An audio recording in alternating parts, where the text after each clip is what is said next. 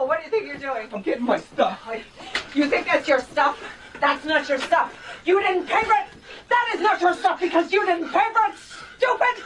None of this is yours. This, you leave here. You leave with what you've got.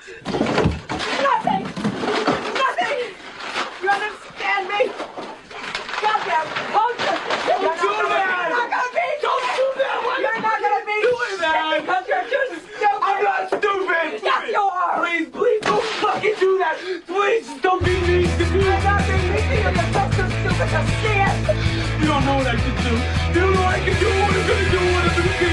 You don't know I'm good. I have good things that you don't know about. And I'm gonna be something I am. Don't you fucking tell me I'm not. Anything. And you don't talk to me. No. Nothing to see, nothing to hear. Nothing to be, nothing to fear.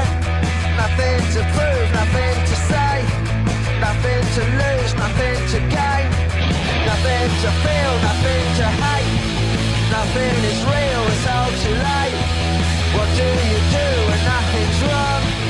Ain't got a clue, ain't got no song.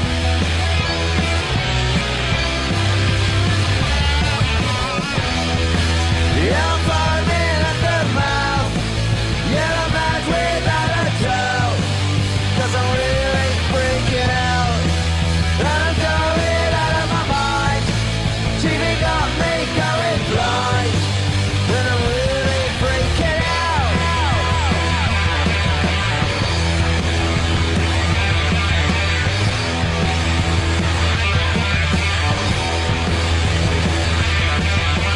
Hey man, you think you got it made?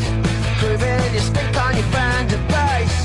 Got on your aviator shades. Yeah man, you're looking really ace. So what the hell you doing here?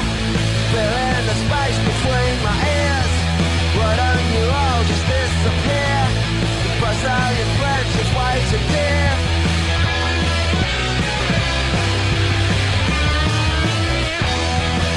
Yeah, I'm foaming at the mouth. Yeah, I'm mad without a doubt. 'Cause I'm really freaking out. And I'm going out of my mind. TV got me going blind. 'Cause I'm really freaking out.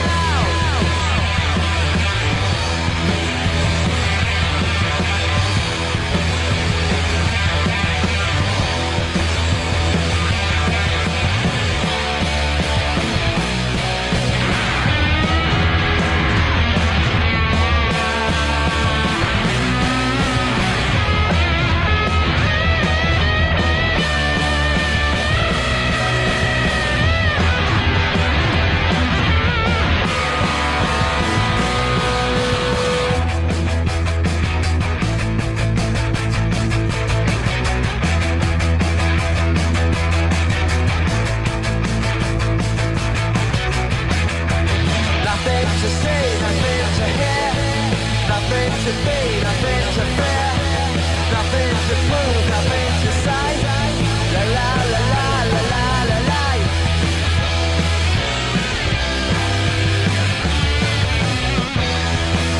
Yeah, I'm foaming at the mouth. Yeah, I'm mad without a doubt. 'Cause I'm really freaking out. I'm going out of my mind. TV got me going blind. And I'm really freaking out.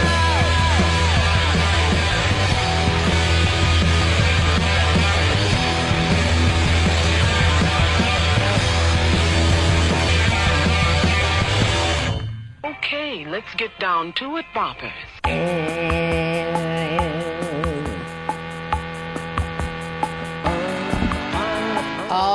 Buddies. It's the Ron and Fez show. Tuesday. Live program.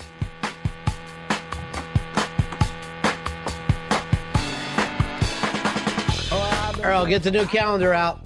Eastside Dave's going for the record. So far, he's 1 for 1 on performances showing up. All right, 866 Ron Zero Fez. We're going to open up the phone lines. Look for the Ichiban. The Ichiban, of course, is Ichiban is the big story. The big story, the number one story, the story everybody is talking about. I'm going to throw out my own in here this morning, my own little Radim team. Fezzy, the team that you put down and said they're not going to do it, you and Blowhard stood cynical shoulder to shoulder. They went out and faced Greece this morning, a team that beat them 2 years ago, a team that embarrassed them in Athens, and we won it big time. Right them out of the building, Fezzy. The U.S. men's basketball team now making it into the medal round. I'm going to stick with my prediction and my dinner at Florio's, including drinks and cigars, that the men will end up with the bronze. Our men's basketball team will let us down again and not bring home the gold. All right, here's the beauty, listeners. He is opening us up to the listeners. He will buy you dinner, cigars, and drinks. What? No, that's just for us, just for the staff. Staff include Mikey Boy? All right, yes. The staff include Mikey Boy, yes. And just John? No. Why not? Just Mikey Boy. They have the same gig. We have to find a line somewhere that we can no longer cross. Could I at least bring a cigar buddy? Who's your cigar buddy? HTG. All right, HTG can go. Sheepy. But that's gotta be And it. Sheepy. No, not Sheepy too. Yeah. Oh, you're gonna invite Batman and not Robin? Can Sheepy? I'm sorry, Robin, you can't come in. Could Sheepy even enjoy a place like Florio's? He smokes cigars. All right. You've seen him. You saw him in the park the other day. Okay. Bring Sheepy, but that has to be it. And Z-Man. No Z-Man. Why not? No Z-Man. Then can I bring Cigar Dave, my new friend? No. I think we've got enough. I hate to be in a cigar place with guys that don't smoke cigars. Fezzy, and the other thing I remember you saying, Dwayne Wade, that's the new Penny Hardaway. He's going to fade away. D-Wade, as I like to call him, made a fucking move today that was as athletic a move as I've ever seen in a basketball game. Stealing the ball, it's going out of bounds. He flicks it with his wrist about 90 feet to a waiting mid-air Kobe Bryant who's stuffed. I fucking could not believe that play. I can't believe it when our guys start to run. Kobe Bryant, or as we call him in China, Little Dragon. Little Dragon started hitting from the outside. The team is fabulous. They're a great team. I just expect them to leave it all out there on the court before we get to any sort of, championship. The Redeem team looks like an NBA Jam team. They are. Today they played like an NBA Jam team. Because they're all high flyers. Yeah. And again, don't start this bullshit like Blowhard of, well, they ought to win. It's our game. This is a totally different game, Fuzzy. Mm-hmm. The shot clock is different. The way the refs call the game is different. The 3-point, I think, is only like 8 feet out. If you hit it beyond 8 feet. And our guys don't. We're basically playing a fucking jam game right now, or NBA Jam. And Spain's next. It could be tough. Your Florio's may really be an easy deal. But I will say this. One of the people will be writing up your lunch or dinner on Yelp. So that's exciting. Oh, okay. The word will get out, Fezzy, about you. So it's really no lose for me. I believe there is also a Yelp on Ron and Fez show. Which I don't even get. I don't understand how that could happen. Well, there's entries for everything over there. Is there? I didn't know. I thought it was just food. No, Mr. B. Wait a minute. Are you here today? Yes. Not used to this. How's your wife feeling? She's feeling a little better. Yeah. We called in the mother-in-law so that I could escape that. You know you gave her the cold, because I started to fucking, was it Zycam? Is that what I do, Fez? Yeah. I started to Zycam away from you, and she didn't. Right. Yeah, she has to sleep next to me in bed where I breathe on her. That's mean whether you're healthy or not. You are disgusting. Breathe on her neck. Here's Mr. Cynical, the Blowhard. Hello, Blowhard. Hey, I'm convinced that the Chinese athletes are all pod people made in laboratories, and they're not really human. Because if you look at the Chinese performers, they really have no emotion. They're almost like robotic. Well, it reminds you of the way the Russians and East Germans used to be. And for me, took it to a new level. I think that these kids are like snatched at birth, and they just every day, with, no life, no family. They just train and train and train. I know, but this is the story of our life, that we always act like our kids are happy, healthy kids, and their kids are, playing under a communist regime. But the fact of the matter is, these Chinese people, I'm really glad that this has went on, because when you see the people in the stands and the people there, you see that they are nice people. It may not be a nice government, but a lot of times when we hate countries, you would get along with the people very, very well. Yeah, but the just like the people who hate George Bush would get along with us very well. It just seems that they're programmed. You look at them and you see them clapping those thunder sticks. It almost looks like a robotic. It's almost like Westworld. But again, that's because you don't know their culture. If you looked at the old San Diego Padres, is that who came up with it? Angels. The Angels, right? The Angels. I know it was one of the West Coast who cares drop 'em teams, and I always thought the Thunder Sticks was stupid. And they had a rally. Blowhard, have you watched any of the B-ball yet? I'm not one of the cynics. I think that, like I told you, this is our game, and we're going to take it back, big time. This is it, I love the way we're playing, though. It's really great to see guys that are multi-millionaires and the thing is, playing for their heart. You know what I mean? I'm not even fucking kidding you. It's real. These guys don't have to go out and play like this, and they're doing it for the good old USA. All right, Blowhard. I'm going to talk to you again after the track and field gets started. I can't wait. And by the way, I just posted on ronfez.net our 7th annual football pool, so anybody can join by going to ronfez.net. I know GVAC will be into that with you, right, every year? GVAC is on the road right now. He's in the Blue Ridge Mountains, driving home from a nice visit to Tennessee. And from what I understand, a little spy report. Hold it going. We need a spy report. Spy report. I think GVAC might be moving to Tennessee. I know he had dinner last night with Dr. Steve and Tacey. Dr. Steve had a nice dinner, and they were drinking the bootleg liquor.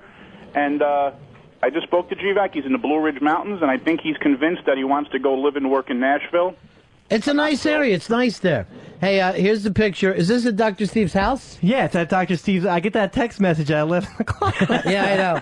I'm like, wish you were here. Here's the funny thing. Since GVAC went on the road, we talked to him more than when he was across the street. I've been talking to him every night now. He checks in like a good guy. All right, Blowhard. Talk to you later, guys. buddy. Here's our good friend, Hard Rock Johnny. Johnny. Hello, boys. How are you? I was wondering if Eddie and I could go with you guys to Florio's on Fez's tab. That would be nice. Oh, Mr. and Mrs. Hard Rock. Absolutely. Absolutely. Here's what we'll do. We'll cut out Earl and Dave. All right, that's fair. That's fair. I like that. You're not going to show up anyway. That's true. You missed so many days. And Earl, no offense, you don't smoke, you don't drink, and you barely eat. I eat plenty. Barely eat. Nothing. Forever, he cuts everything up into those little pieces. It takes too long. Yeah. I can't stand when you take people out to dinner and they fucking barely touch it. I saw somebody leave so much chicken and rice at a Cuban place. I told they had a whole pot of it left. I'm going like this. And now I get the fucking bill for them. I don't mind paying for dinner. I don't like paying for done food. I just took it, threw it out for fucking birds in the street. And it was delicious.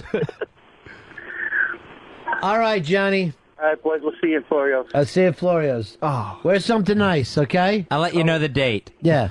Thanks. Dress up like one of the Olympic girls. Like one of the little gymnasts. Wear one of those new swimming uniforms.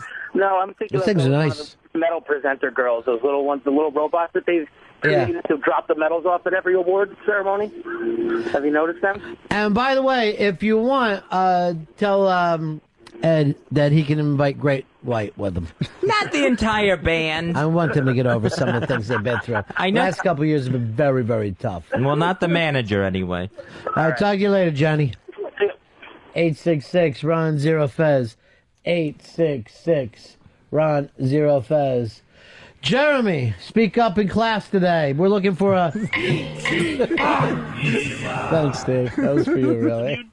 What do you got for us, Jeremy? For us to be a minority is 2042, which will probably upset Fez since he's a racist.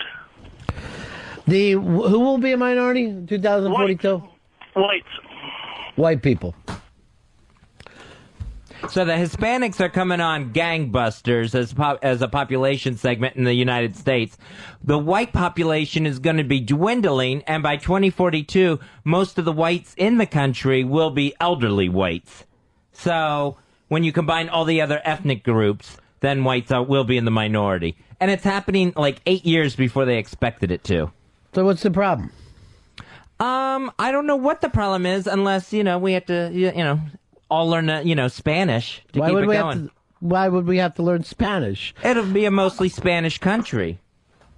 Hispanic, not Spanish. Oh, yeah. They won't be people from Spain. They'll be people of Hispanic origin. Just like, how many Italians do you know?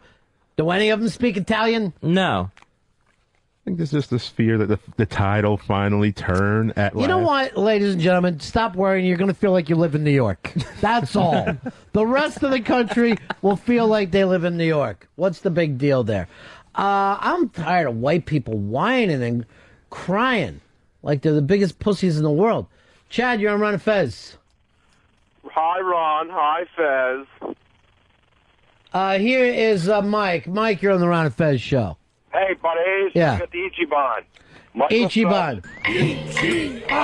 Michael Phelps became the most decorated swimmer Olympian in history last night. He got another gold medal.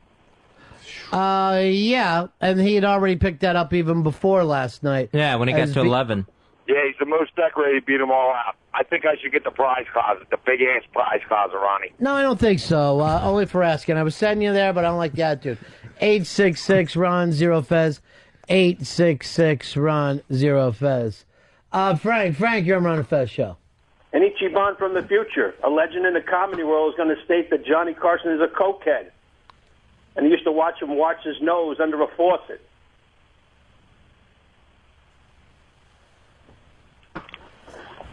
$866-RON-0-FEZ.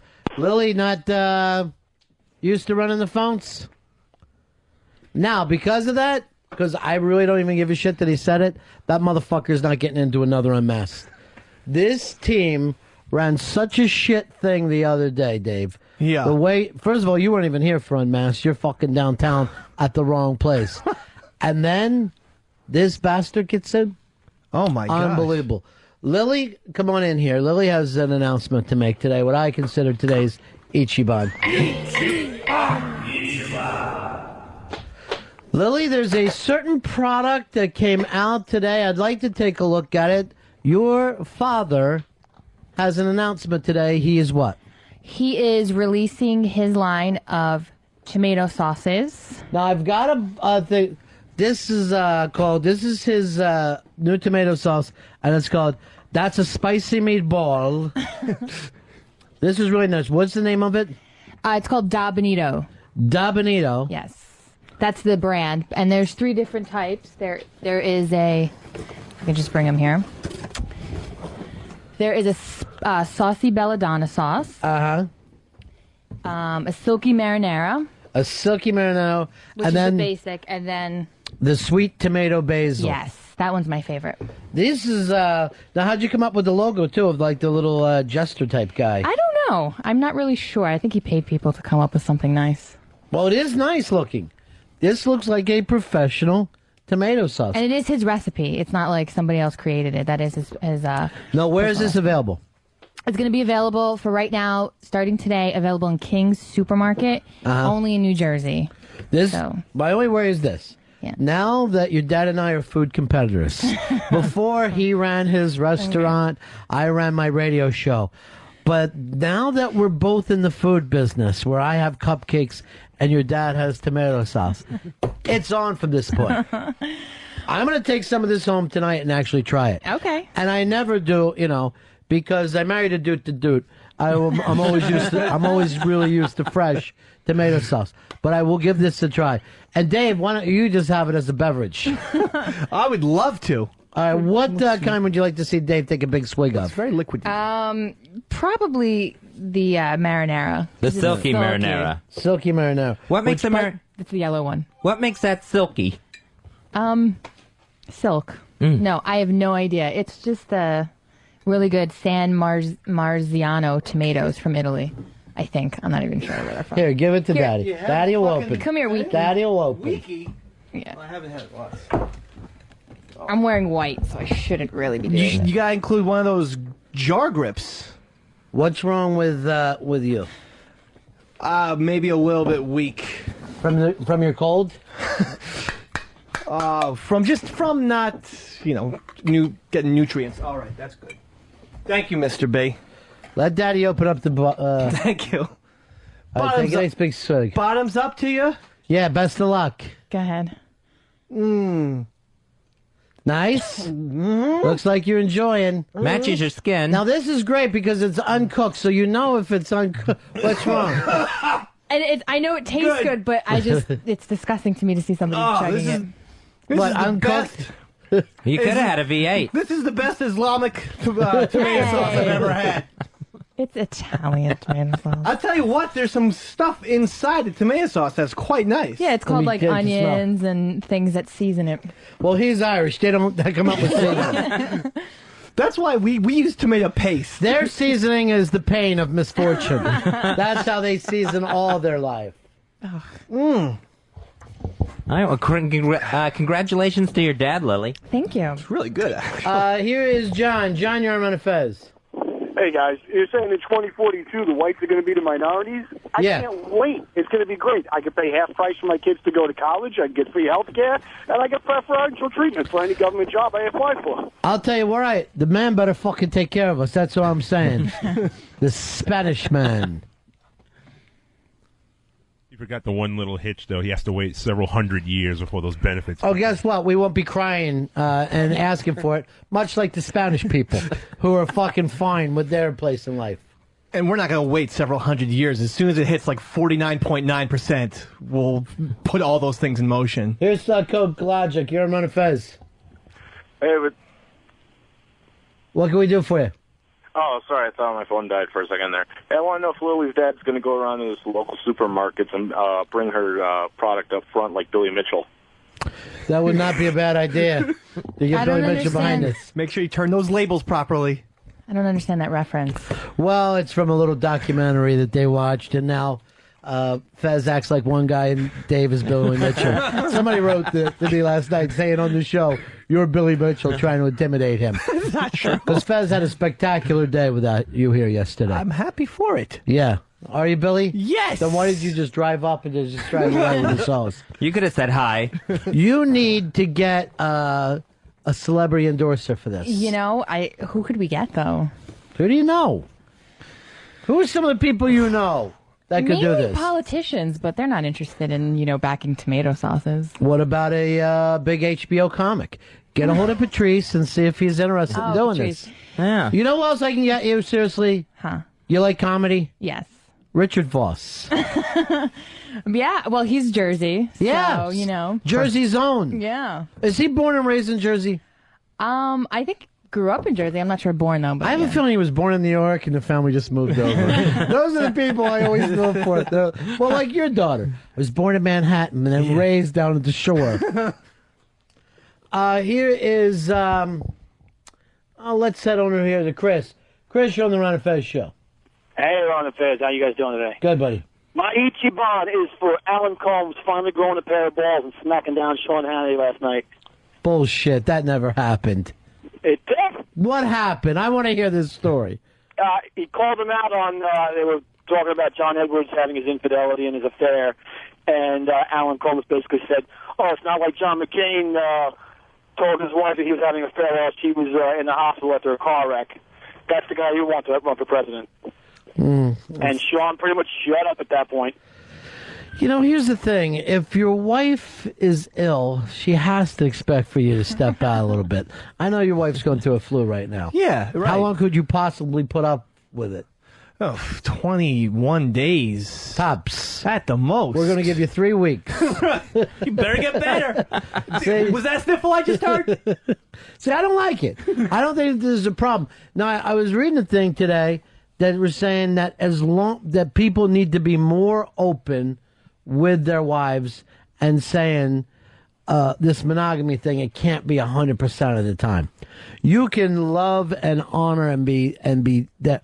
most of the time, as long as you're open.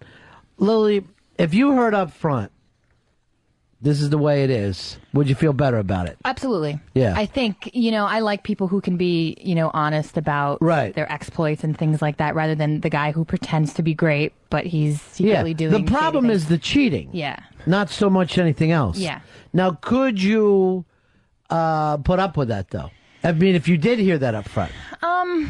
I don't know. I mean, I'm kind of young now, so I think if I got older, I think I would probably expect that sort of relationship, or if I was married for, 5-10 years, I could maybe understand that. But right now, I don't think that I could. What if you found out he was cheating, but he came home with some great new spaghetti sauces from It's Dabino? so good.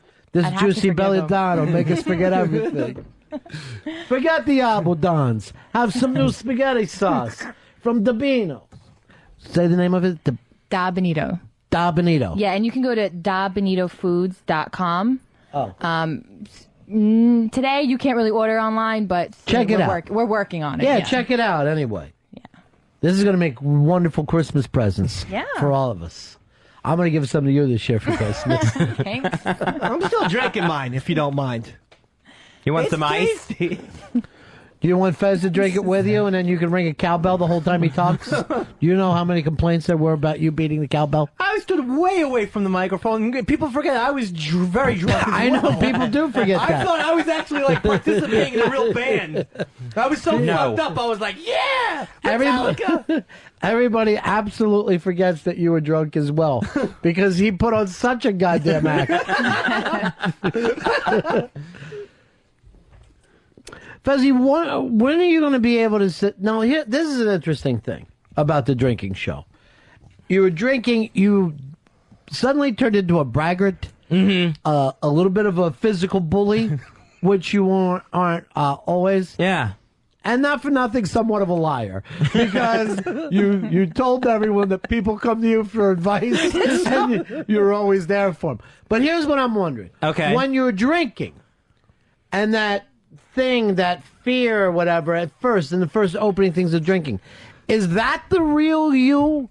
You know what I'm saying? Like, do you drop the defenses, and that drinking personality, is it more the real you? I would say the drinking personality is not the real me. I think that it's some sort of characterization that I get into. Maybe it's something that I want to be, but I don't think it's the real me. See, if that's what you want to be, I think that's the real you. That's the way you perceive yourself. You know, because as soon as you started drinking, you're screaming, anybody want to take on me and Ronnie B?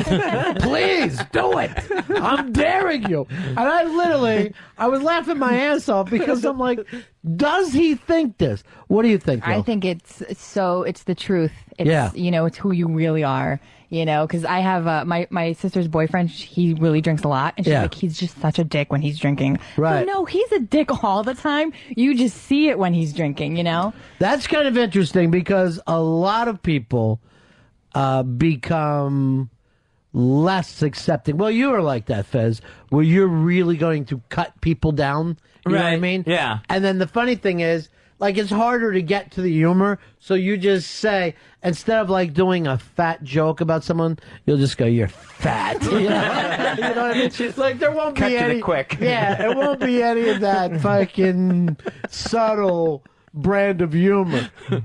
Dave, you're an alcoholic. What do you think? It's absolutely the real you, and if not magnified more. But it's everything you want. It's definitely the real you. I think Fez wants to be a singer.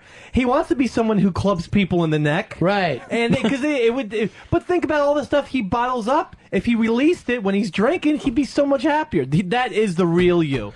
All right, I want to be a cowbell guy. Yes, you do think you're a drummer in the back of your mind. Oh yeah. Now here's an interesting take on that then. So beer goggles, that thing when you're drinking and you're more likely to fuck people that you would not fuck, is that really the way that you feel? Because a lot of girls hook up when they're drunk.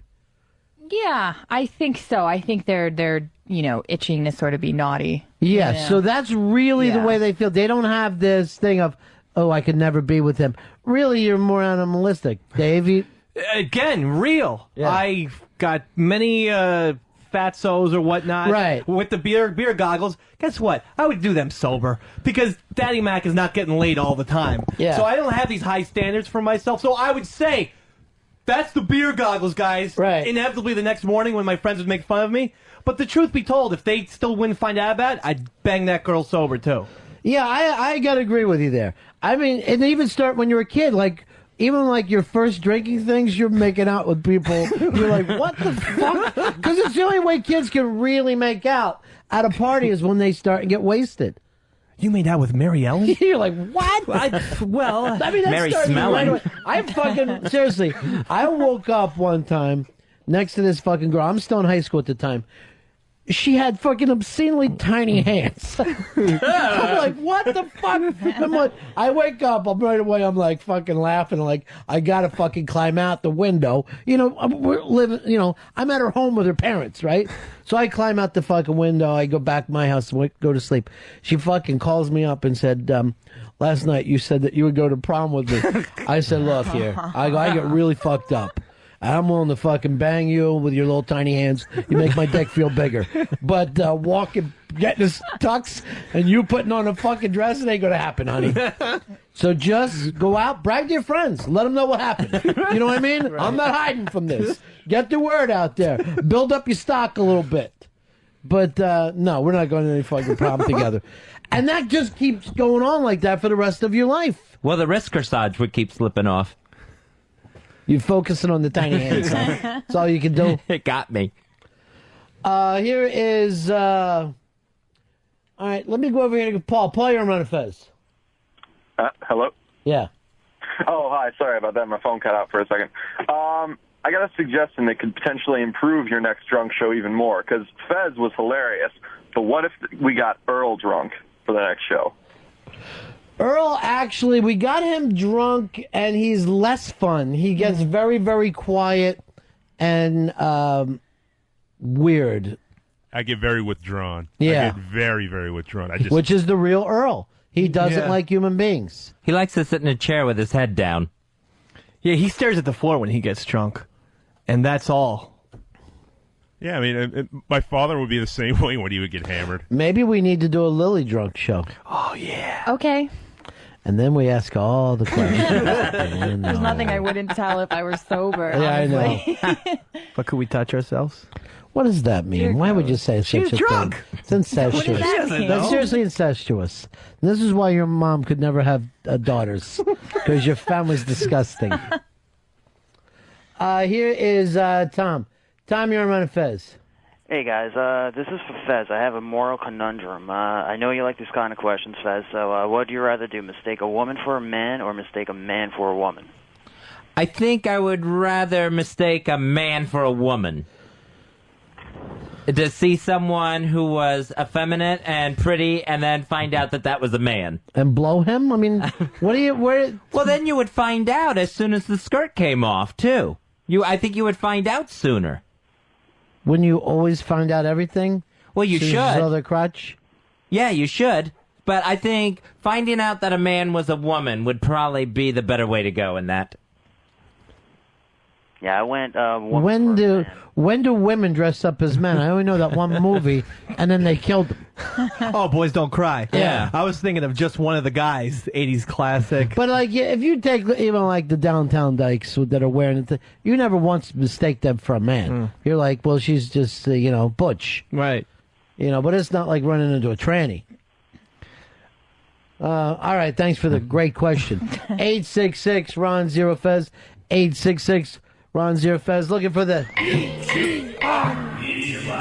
What do you got there, T-Bone? I got scientists that have found a way to selectively erase drug-associated memories, and that might help addicts keep from relapsing.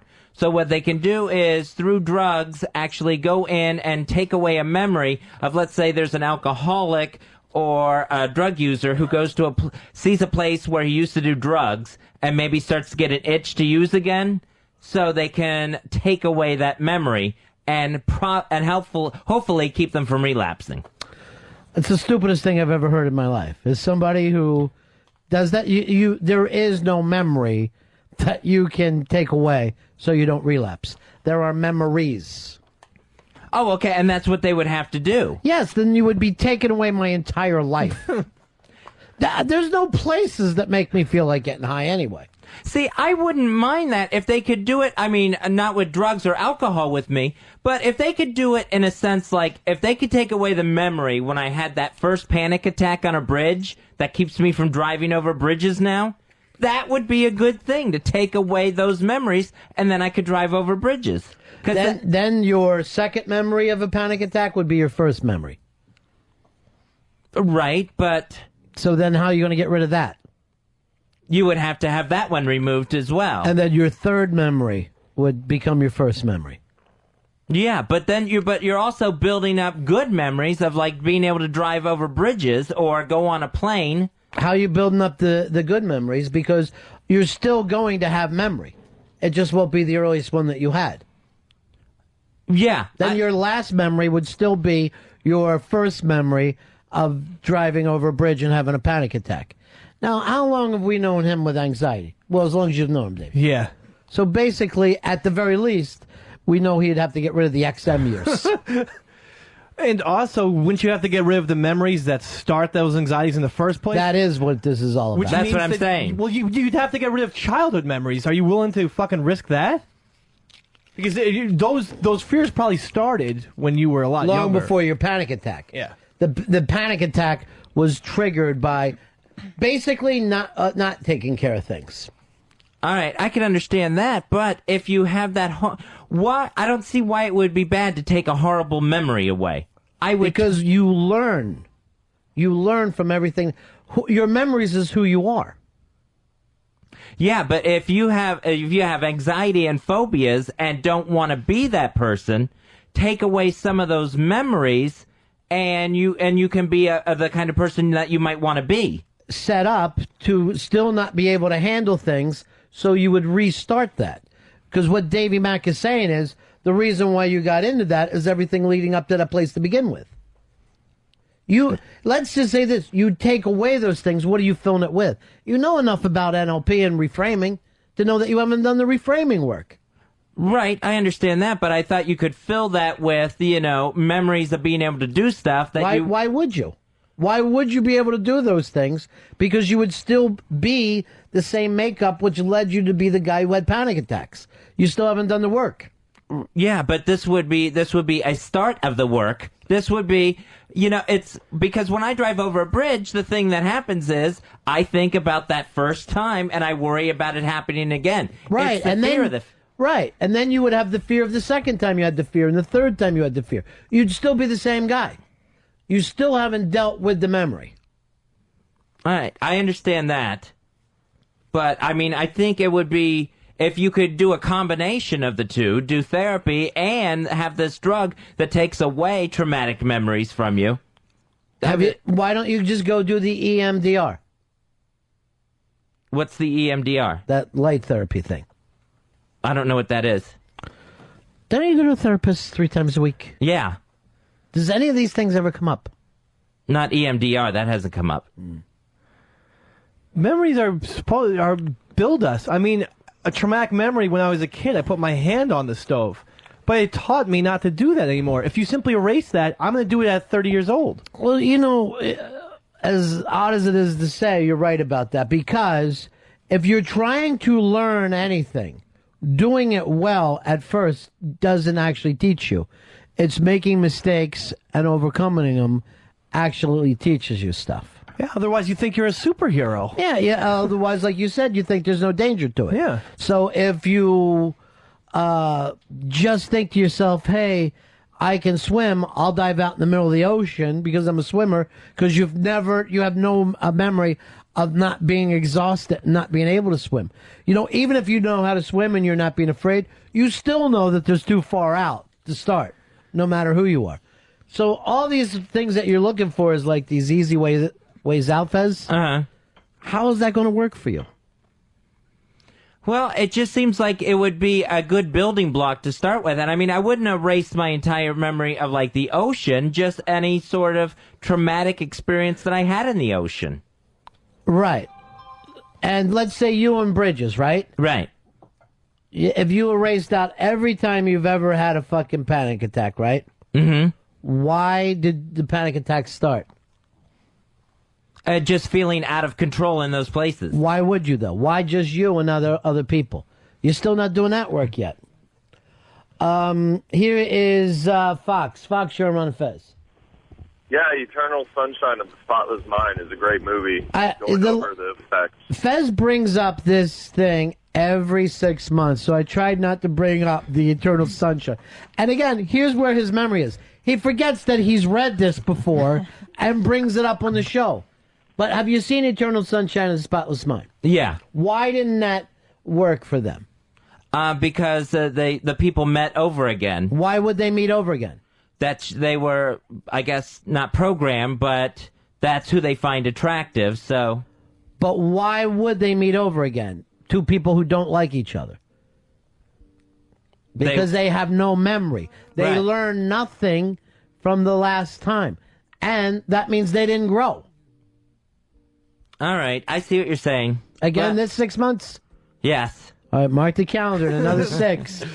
There's a new kind of flashlight. Don't you think the overriding problem is, like, people want to erase things rather than control them? Like, Fez wants to erase his anxiety rather than control it. And a lot of people, you know, if they have weight problems, they just want to take that pill and erase all the weight rather than control it. And you ever notice that never works? Like, again, every 6 months you'll hear about some pill that you can eat all you want, and the latest was you can take a pill and sit on your couch, and it's like a workout. Yeah. And it's always bullshit. It's always a way to sell pills. That's all these fucking things ever are. They should just say this. I have a new pill that I'm going to trick you into buying. Well, I mean, it looks good. I mean, maybe, I'm a rube, but I would try it out. If Then it was do it. What are you waiting for? Go take the fucking EMDR thing. Go do it. It exists already. You fucking had NLP years ago. Right. 12 fucking years ago. You know how to fucking break that. Why would you have this conversation today wondering if there's some doctor out there to do it? You know, I honestly don't remember the EMDR. No, not that. I said you had the NLP years ago. Oh, right, yeah. It's, You know how to break the fucking patterns. Yeah. It's just hard to implement them when you need them. That's just the problem. And what's going to happen when you get this new pill? What's going to happen? Then the next time you're going to have a problem, how are you going to deal with it? Well, maybe I would deal with it a different way if I didn't have the anxiety, if I didn't have the anxious memories. You're going to erase every memory if you're going to get back to... Your problem isn't the bridge, right? Your problem is whatever this out-of-control thing was when you were a little kid, right? Right, yeah. Why do I know that? We talk about it every fucking day. Yeah. So why would you think what happened to you at age 20-something is the fucking problem? You know enough to know if you're going to erase any memories, it's going to be of your childhood. Yeah. Or you got to find some way of accepting them. Maybe that's the way to go. Erase some of those, things that made me nervous as a kid. Start it right there. Wouldn't that be great? If not to have, bad or traumatic memories of when you were little? Ben, you're on Ron and Fez. Hey, Ronnie. Hey. I got something about this whole memory thing. I mean, am I the only one that strikes me that it's surprising that they're using this for drug addiction and not a number of other applications, like just all kinds of trauma? Or why isn't the because government these using things aren't sold for any other reason than to keep this coming. Here's the beauty of it. You're going to treat people who've had blackouts with some kind of a new blackout pill? And first of all, what happens when you have a fucking blackout? It's fucking brain damage. You're asking for another fucking dope to give you brain damage. Yeah, I mean, but maybe if it seems positive when I read about it. That's the problem. Why is that a problem? Go do it. You can do these things. Steve, you're on Ron and Fez. How you guys doing? Yeah. Hey, listen, Fezzy, man, I wouldn't do it if I was you because, you replace this memory about going over bridges, and then something else will happen and it'll trigger another panic attack, and then you'll have to take medicine to get over that. And then, in other words, you get rid of one memory, you never really truly get rid of it, man. It's always there, and it just will manifest itself in other ways that are even more and more sinister. That it'll just be a vicious, never-ending cycle. So I wouldn't do it myself. These things are all such on a subconscious level. Do you have the first memory of when you tied your shoe? Can you go back to go over that step by step? No, I don't. Yeah, you know how to tie a shoe. Right. Yeah, I don't have that memory. So why would this be any different? Do you honestly think if we went back and erased the first memory of you tying your shoe, you wouldn't know how to tie your shoes anymore? No, I would still know how to tie my shoes. Based on what? We've erased the first memory. Yeah, but I would eventually learn again. But why is that any different than you going over the bridge? Because maybe, not with shoelace tying, but maybe I could learn in a new positive way. I could learn in a different way. Well, then why don't you do that now?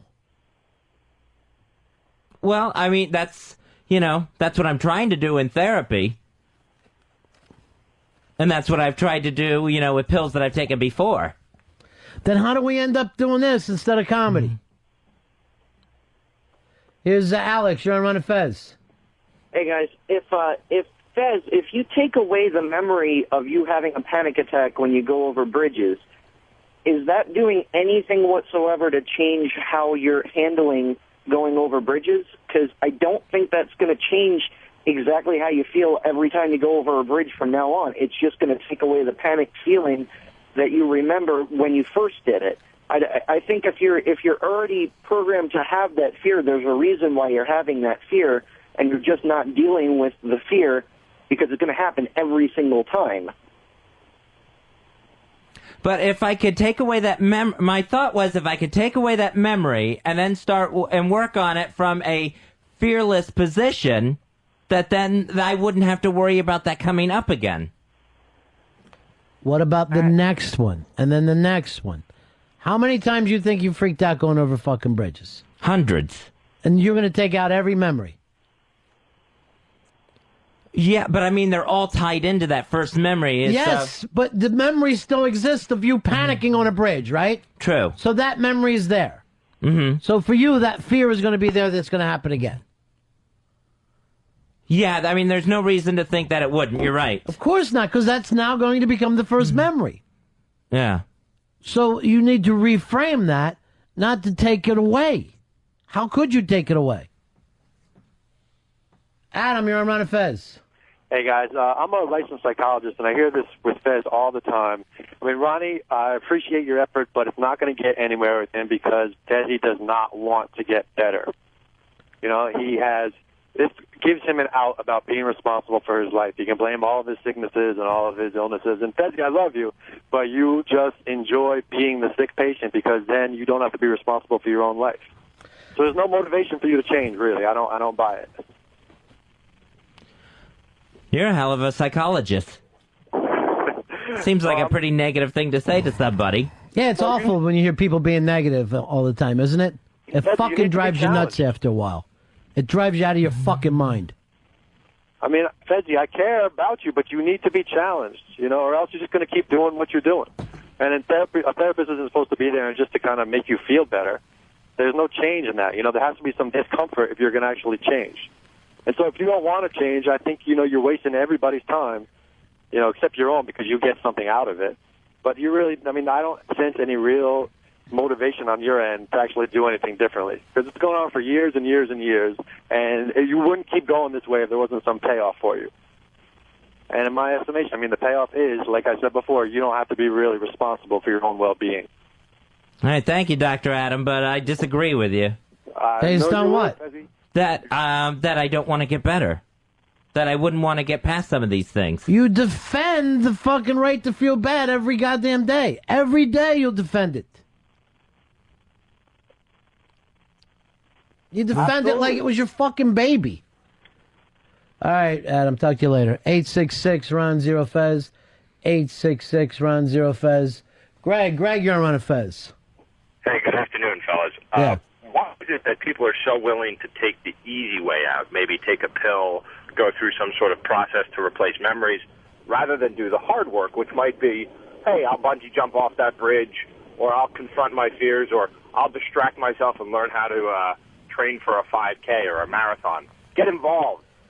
Change your life completely, not just one aspect of it. I'm going to take the fucking pills with you, Fezzy, and then I'm going to fucking do my hair pink and go out to Long Island. I'll go out to the Hamptons and live out there for a while. And who knows, maybe we'll find each other, get together and do another bad fucking show. That'll be the whole thing. Sit under a giant table. How you doing right now with that spaghetti sauce? Tasting good. Yeah? What are you loving about it? The chunkiness of it. Yeah? Well, that's a silky one. It's not supposed to Tell be your dad that this stuff is so good that you can drink it raw. Does he make drinkable bread? Because that would be heaven. Just have some wheat. Why don't you just eat some wheat like a fucking cow? Some batter. Hey, Unmasked is coming up on Monday with special guest Richard Lewis. That's this Monday at 4 p.m. Comics Comedy Club, West 14th Street in Manhattan. You want to be part of that studio audience? Email live@xmradio.com. Live@xmradio.com. Be sure to put Richard Lewis in the subject heading. That's this Monday, Comics Comedy Club at 4 p.m. Here is Mike. Mike, you're on Ron and Fez. So, fellas, I got today's Ichiban. I'd love to hear one today, Mike. Chef and author Julia Child was actually a spy. Yeah, I heard that, but they're not telling us what kind that she was. So, quite frankly, it's saying that she worked for this pre-CIA thing, but it's not acting like, she was James Bond or she was overseas. We don't know whether she was a secretary. We just know that this is something that she did during World War II. 866-RON-0-FEZ. 866-RON-0-FEZ. Jonathan, you're on Ron and Fez. Yeah, I was wondering, Fez is scared to go over these bridges and things. And what I feel like is that you're afraid of death and that you're going to die if something happens to the bridge. And what you got to realize is that we're all obviously going to die. And once you get over that, feeling, I believe that things will be, you could go over the bridges and do things a lot easier because obviously, we're all going to die. And I'll get off here. I love you guys. Love the show. Here is Charlie. You're on Ron and Fez. Yo, Ronnie. Hey, what is it with you guys breaking Fez's balls? What if this is an organic problem? What if he's got something wrong that medication is going to fix? Then fucking take it. Take the motherfucker. Just don't fucking bring it up in the middle of the Ichibans every fucking day. That's what I'm saying. Eat the fucking dope. Call him up. Do it. Right. Well, I mean, I don't even know if this could work for addiction. It'll do it. It'll work. You just explained the whole time. You won't have any of these memories. Eat them. I'll drive you there. I'll fucking take you to the pharmacy after. I'll do them with you. We'll crush them up. We'll snort them. Anything but to fucking talk about it. That's what I would love to do. David, you're on Ron and Fez. Hey, Ronnie, thanks. Hey, Fezzy, how about going back into some, group therapy? Oh, please, for the love of Christ, spare me for 5 fucking minutes.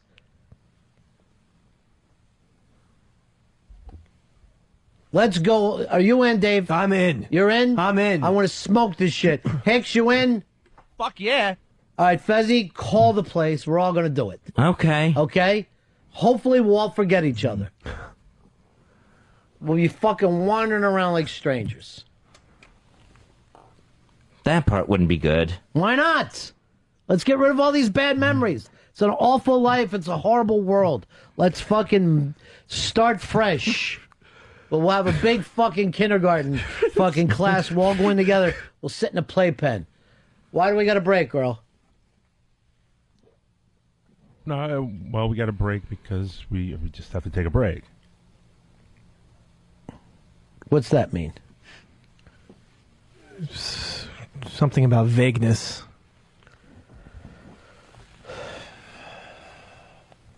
Paycheck, you're on Ron and Fez. Hey, Ron, how you doing? You ready to get back to the Ichiban? Yeah. All right, the Chinese have figured out a way to keep it from raining. Yeah, it's called an umbrella. Laura, you're on Ron and Fez. Hi, I got an Ichiban. All right, good. I want to hear it. Yeah. My bad.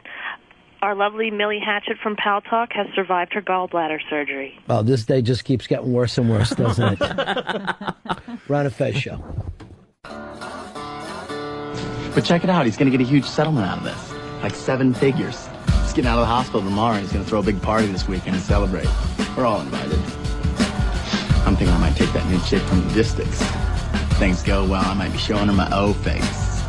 Oh. You know what I'm talking about. Oh. In the time of chimpanzees, I was a monkey. Butane in my veins and a mouth to cut the junkie with the plastic eyeballs. Spray paint the vegetables, dog food stalls with the beefcake pantyhose. Kill the headlights and put it in neutral. Stock car flaming with the loser and the cruise control. Babies in Reno with the vitamin D.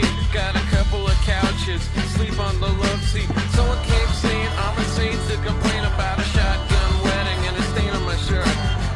Don't believe everything that you breathe. You get a parking violation and a maggot on your sleeve. So shave your face with some mace in the dark. Saving all your fruits. It's a Ron and Fez show.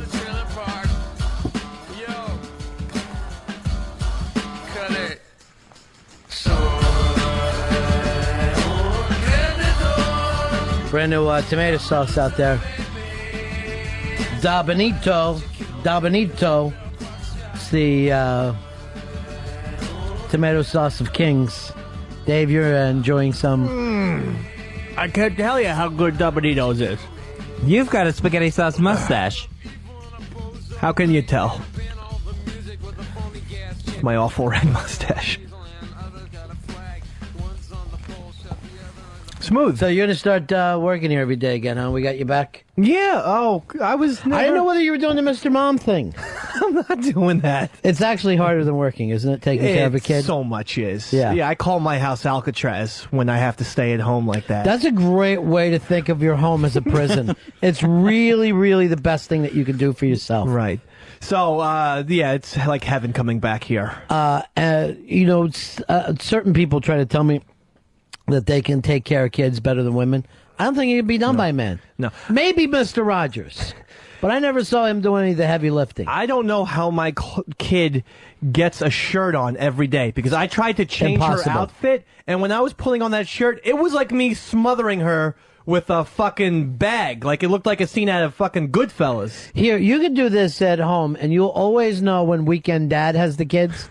Look what the little girl's hair look like. The little girl's hair looks like shit, and then it's put in a bad ponytail. Because it's so impossible for a man to say, I'm going to put the couple hours it takes to get a little girl's hair untangled. Yeah. Lily, you know exactly what I'm talking about here, right? Yeah, when we see Mikey Boy with Baby Love, yeah, it's he does everything right except for her hair looks like it's been in a blender. You're not going to be able to deal with that at all. Milk all over the face. How are you at changing the ass? I'm good. Yeah. I feel uncomfortable about it, to be honest with you. I just don't think guys should change little girls, and probably moms shouldn't change little boys, probably. You thinking sexually? No, I'm not thinking sexually. Because that's sick. No. I'm not thinking sexually. It's just like it doesn't... We don't know what's going on. I mean, my wife had to explain to me, wipe down, not up. Yes, it's a very, yeah. I was wiping stuff into the thing. Yeah, that's very, very dangerous, as a matter of fact. I didn't know that at all. Yeah, I know. That's why men are fucking idiots. But yeah, when you're, like, let's say you got a little boy and he has a shitty diaper. No big deal if you fucking leave a couple specks behind. With a little girl, it's a whole different situation. And you're right, really, we should be like fish, where we fucking come and then leave. Because we're useless. The only thing that men really help provide is money. And then we should come, leave, come back when the boy is about 14 and say, I got a call from your mom, you were fucking up pretty bad. Guess what? There's some changes. There's some fucking changes taking place. Because that's really all we're good for. Here's Peter. Peter, you're on Fez. Ron, you sound very tense today. Why are you so angry all the time? Are you going to be going on vacation soon? You know, what is the deal with you today, Radio Shark? Just trying to fucking piss me off? No, just trying to help you out, buddy. Yeah. But, I mean, we fucking bring you in here. You're welcome the other day. Everybody fucking treats you nice. And then you want to be a dick. Then you want to be a fucking dick. So what is your problem? What is your problem that I came in there? You're my fucking problem that you call back giving out fucking lines later. You want to be fucking friends or not fucking friends? All you want to fucking do is piss me off today. Sheila, you're in Ron and Fez. Stella? What's his name anyway? What's Radio Shark's name? I believe it's Dan. Dan? I think so, yeah. Dan what? Don't know the last name. Wouldn't tell me that. Not sure the last name. We just know him Dan Radio Shark. Stella, you're in Ron and Fez. My dad tried to get us dressed one time. Dad tried to let us pick out what we wanted to wear to bring us to church while my mom was gone. We went to church with our hair, like, probably looked like it was matted or something from the way he tried to do it, me and my older sister. So there's two little girls. The priest ended up pulling us aside, pulling my father aside after church to try to ask if, there was financial problems in the house. He basically thought we were homeless from the way we looked from my dad trying to dress us. All because a man doesn't know what the hell he's doing in this world. A man does not know how to run a home. And then Franklin was trying to tell me that he could pull that off.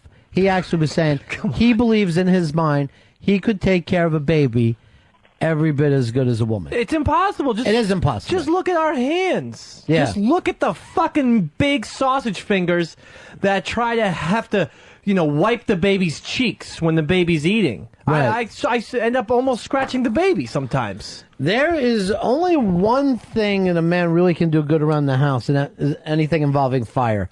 If you need a fire started and kept going, we can do that much better than the women. Much better. Or put out. My brother's electrical blanket went on fire, and my dad went into the shower while I was showering, and he got like a bucket, took it, put the whole thing out. I wish we would have taken that electrical blanket and throw it with you in the tub. Well, the thing is, just what a dickhead I was that I was pissed off at my dad for 3 days because he saw me naked. He's like, I had to save your brother's life. Well, why? What were you worried that your dad wanted to see your penis? Yeah, I was like, why did you have to take the shower water? He's like, the big pot wouldn't fit under the sink. How old were you? I was like 8. Annie, you're on the Ron and Fez show. Hi, guys. Yeah. Yeah, my dad used to stay home with us, my stepdad, and he made us not only look completely like mental retards, but he made us scrambled eggs and fish for like 3 meals a day. Yeah, here's the other thing when your father cooks for you. Like, if your mother cooks, you can sit down and eat, then you leave. Your father cooks, he's like this. So what do you think of that? How you like that steak? And you're like, yeah, it's good. You like those spices on that steak? Yeah. See how I fucking darken the out? Yes, that. Let's fucking stop talking about the steak every 6 seconds. Chris, you're on the Ron and Fez show. I think it's bullshit, man. My ex-wife is so trifling. When she drops them off at my friend's house when I got my kids, their hair's all nappy, and I take much better care of the two beautiful girls. All right, then, here's the problem. Either you have a vagina... Well, let me finish. And don't know how to pick out a woman. Because what kind of man... college athlete, and I'm a police officer, so, and believe me. But what kind of man doesn't know how to pick a woman? That's what fucking confuses me. I mean, I understand banging a crackhead, but why would you take her home and have babies with her? Why would you not want to pick a woman that could pull this off? That's the fucking people that confuse me. I married a maniac. What the fuck for? No one made you marry her. Oh, God, those little children. You gotta marry. The one thing you gotta pull off as a man, you gotta be able to fucking bet. That's like going, oh, I can't fucking believe my bets that came through. Lay down, pick a fucking winner for yourself. You don't go betting on a nag. Don't you also think that guys tend to think things are too funny? Like, oh, look at her. She's playing with a lighter. Right. Look at her. She's so funny. She got my gun. She's funny. Here's the other thing that fathers try to do. Like if you see a mother, the mother's like, "Oh yes, let's read your book to you. Let's read your book to you. Let's fucking put this puzzle. It's a big, easy fucking puzzle together." The fathers always do this. Hey, get up here on my lap. We're going to watch this football game. They try to take something that they already like and convince the kid to like it. Like this. You know anything about poker? Huh? You know 21? Come on, I'm going to teach you how to play 21. And you're constantly, I'm going to show you how to chop Coke up. You know, here's the thing. You want to fucking just go through it easy. I think women have a better ability to sort of relate to the children. Like, my favorite scene in Royal Tenenbaums is when Gene Hackman tells a young Gwyneth Paltrow, well, the play just wasn't believable. That is the greatest example of a way a father fucking runs his life. Because well, you're not actually my own.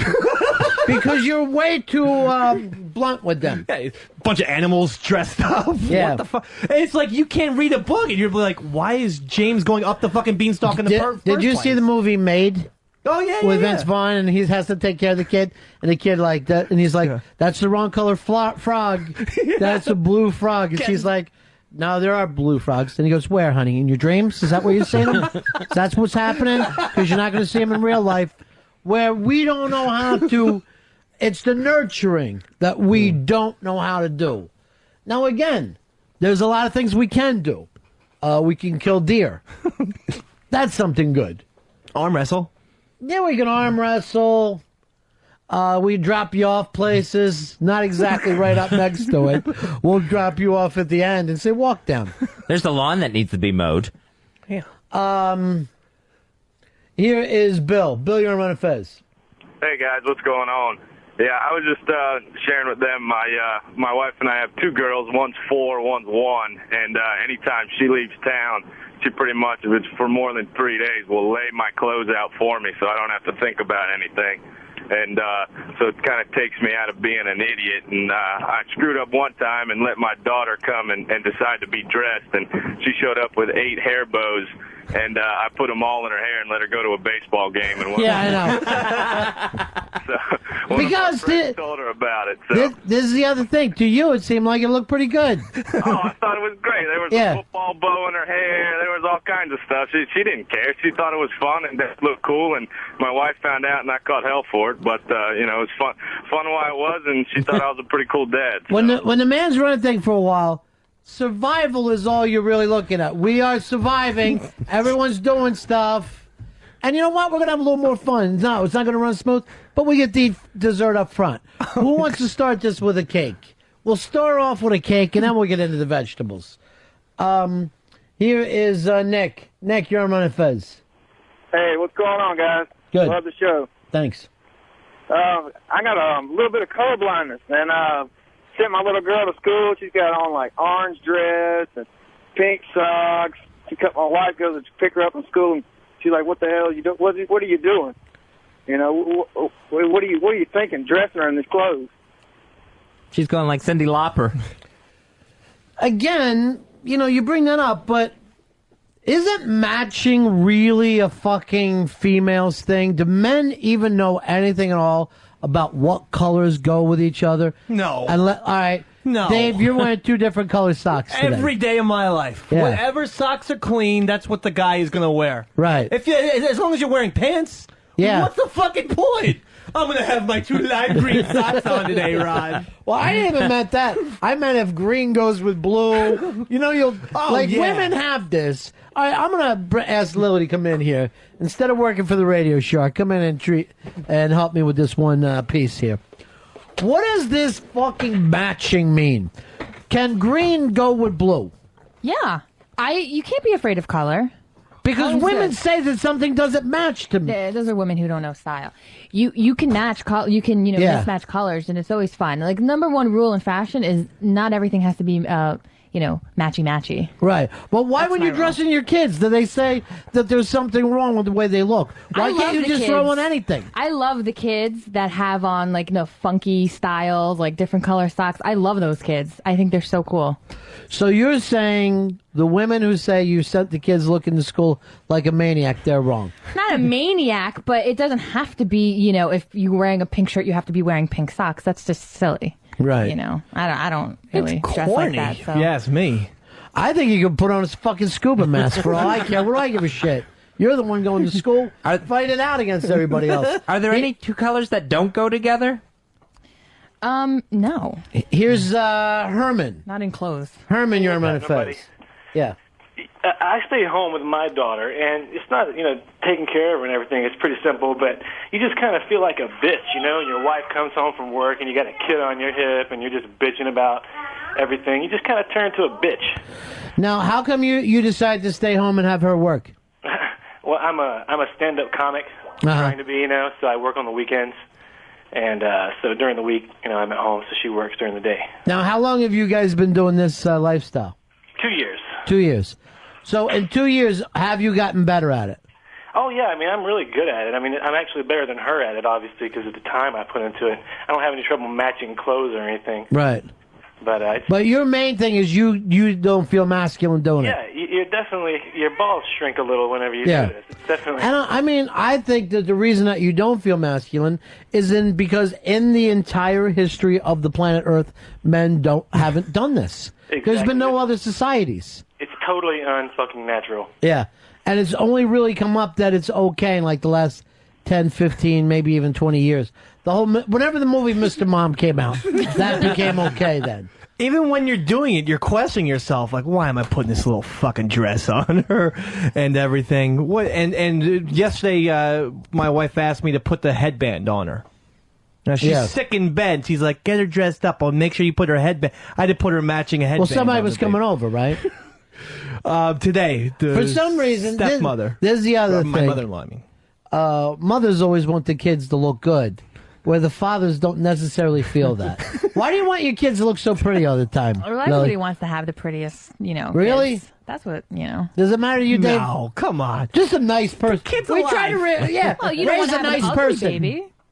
Well, yeah, I'm not going to say that baby's ugly. He doesn't have on a headband. You know what I'm saying? That doesn't make you ugly. Why does she need a headband? Not enough hair yet?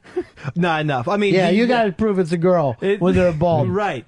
And you see a little bit of the red hair coming in. But it's kind of, she sort of has a little bit of a Roger Maris hairdo right now. Here is Adam. Adam, you're on Ron and Fez. Hey, guys, you're talking about matching colors. I know for me, the only way I really figure out which clothes go with which in terms of colors is remembering sports jerseys. So like the Denver Broncos, I'll know that kind of blue goes with that kind of orange. Yeah. Or I can do Laker yellow with that kind of blue. But it's got to be, if a sports jersey has it, then I know it goes well together. All right, thanks, man. Here is, and, they basically do that with kids now, where you just do dress them up like they're in the Lakers when they go out. You'll just see little kids looking like they play for a sports team. Here is Dan. Dan, you're on Ron and Fez. Hey, Ronnie, you sound like $1 million. Thanks, man. Hey, as men, we only have two jobs, and that is cut the grass and drag home the buffalo, and that's about it. And by the way, for as far as matching goes, black always goes with black. Black on black. I want my baby back. Here is Jeff. Jeff, you're on Ron and Fez. Hey, Ronnie B., my wife drives me up the fucking wall with this. She drops the question all the time, is that what you're wearing? Like, no, fuck, these are my pre-clothes that I'm going to... Yeah. True. Fucking A. Your wife always asks you what you're wearing? The shirt. Yeah. That shirt's really wrinkled. Sure you want to wear that out? Do we have a fucking iron in the house then? Well, has a woman ever caught you doing this? Because a man tends to, you lay in bed, you put your clothes there, and then like on a Saturday, you're like, hey, I'll put on yesterday's shirt. Like, who else is going to fucking know it? Right. That's the work shirt. What's the big deal? Now it's drinking time, and I got on yesterday's work shirt. It's a nice shirt. Who fucking cares? Yeah. Look at the shirt. Why do I get to wear it once a month? It's ridiculous. But all this stuff, Lily, with you now, do you have plans with kids? What you expect out of them? What do you want them to do?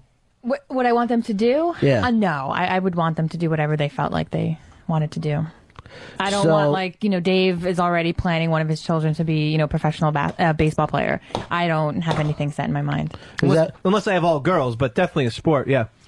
Now, there's a thing right now about American parents, and actually this is going on around the world that is fairly new, the last 25, 30 years, and they call them helicopter parents, and that's parents that hover over their children at every stage of their life. So parents that stay at the practice, whether it's the musical thing or the sports, and they're coaching their kids, even when they play, when they have a play date, the parent's still there. I see this as a nightmare. And Dave, I worry about you with that because you have plans for your kids. Yeah, well, I certainly would like to coach her as much as possible. Yeah, I mean, I want to be around to make sure that they're on the right track. What's the right track? Oh, to me, the right track is good grades, but first and foremost, some sort of athletic prowess and being a nice kid, not being a little bitch, being a nice person. If you could pick an Olympic sport for your kid, what would it be? I would pick diving. You want to be a little diver? I actually would hope that her younger sister could do synchronized diving. That's what I would like, because I think that's one of the most beautiful sports ever invented. And isn't it fairly new? I don't even remember this from before. Yeah, isn't it amazing? They're just diving together. What about you, Lily? For that, it doesn't even show up for you. What, athletic sport? Yeah. A swimmer, if it's a boy, because ever notice how amazing bodies the swimmers have? This is your son we're talking about. They have really great bodies. Hey, I want him to be a stud. I want him to get, laid. So your thing for your babies, I want you to grow up and get pussy. Yes. That's going to be one of the things and I in your want him mind. to tell me. Like, I want to have an open relationship with my kids. Tell me that's not Oedipus-ish on it a is. distant level. I want to know. Because I never had that relationship with my parents where I could be like, talk about sex or stuff like that. So I would want my children to feel comfortable enough. Why don't you do this? Why don't you get them a little fucking pair of headphones and just a little microphone and raise them to be a radio? What's the point of parents talking to their kids about sex? They know about sex already through either the animal stuff and then through the internet. My parents never talked to me about anything or even my body, like the female body. And so what's wrong with that? Nothing happened bad to you guys. When I'm sitting in health class and they're like, okay, so, soon you're going to be bleeding from your vagina monthly. And I'm like, what is this? I was What's a vagina? I had no idea. I was like, what do you mean? You know what I mean? And other kids were like asking questions, like they obviously had their parents talking to them about it. And I was so in the dark about that stuff. It was embarrassing. My chick started to talk to my daughter when they were like fucking first things. You know what I mean? And I'd be just always be like, yeah, I'm going to get the fuck out of here. That's another thing. I think sexuality should be taught by the woman, not by the man. Yeah. That's a good idea. Yeah. Because a guy is going to be a little bit more grotesque about it. He'll be like, right. Listen, pussy, yeah, dick. You know what I mean? And women will And then the other thing, like little girls are curious about sex, and little boys will literally tell their parents, shut up, please. I don't want you to talk about it. But you really should talk. A girl, I don't know, like it's easier for them to hear about such things. Yeah. With a boy, you're like, oh my God, you're grossing me out. Well, girls always ask, where did babies come from? Yeah, boys never do. No, I don't think that's a boy trait at all. Boys actually think, boys will ask this, how do you kill something? Dad, I want to have this question. How are you able to kill something? How can I shoot the stork that's bringing the babies? Jay, you're on Ron and Fez. Hey, Ronnie B., you're absolutely on fire today, brother. I was taught by an old school, do as you say, take care of the woman, and the woman will take care of the child.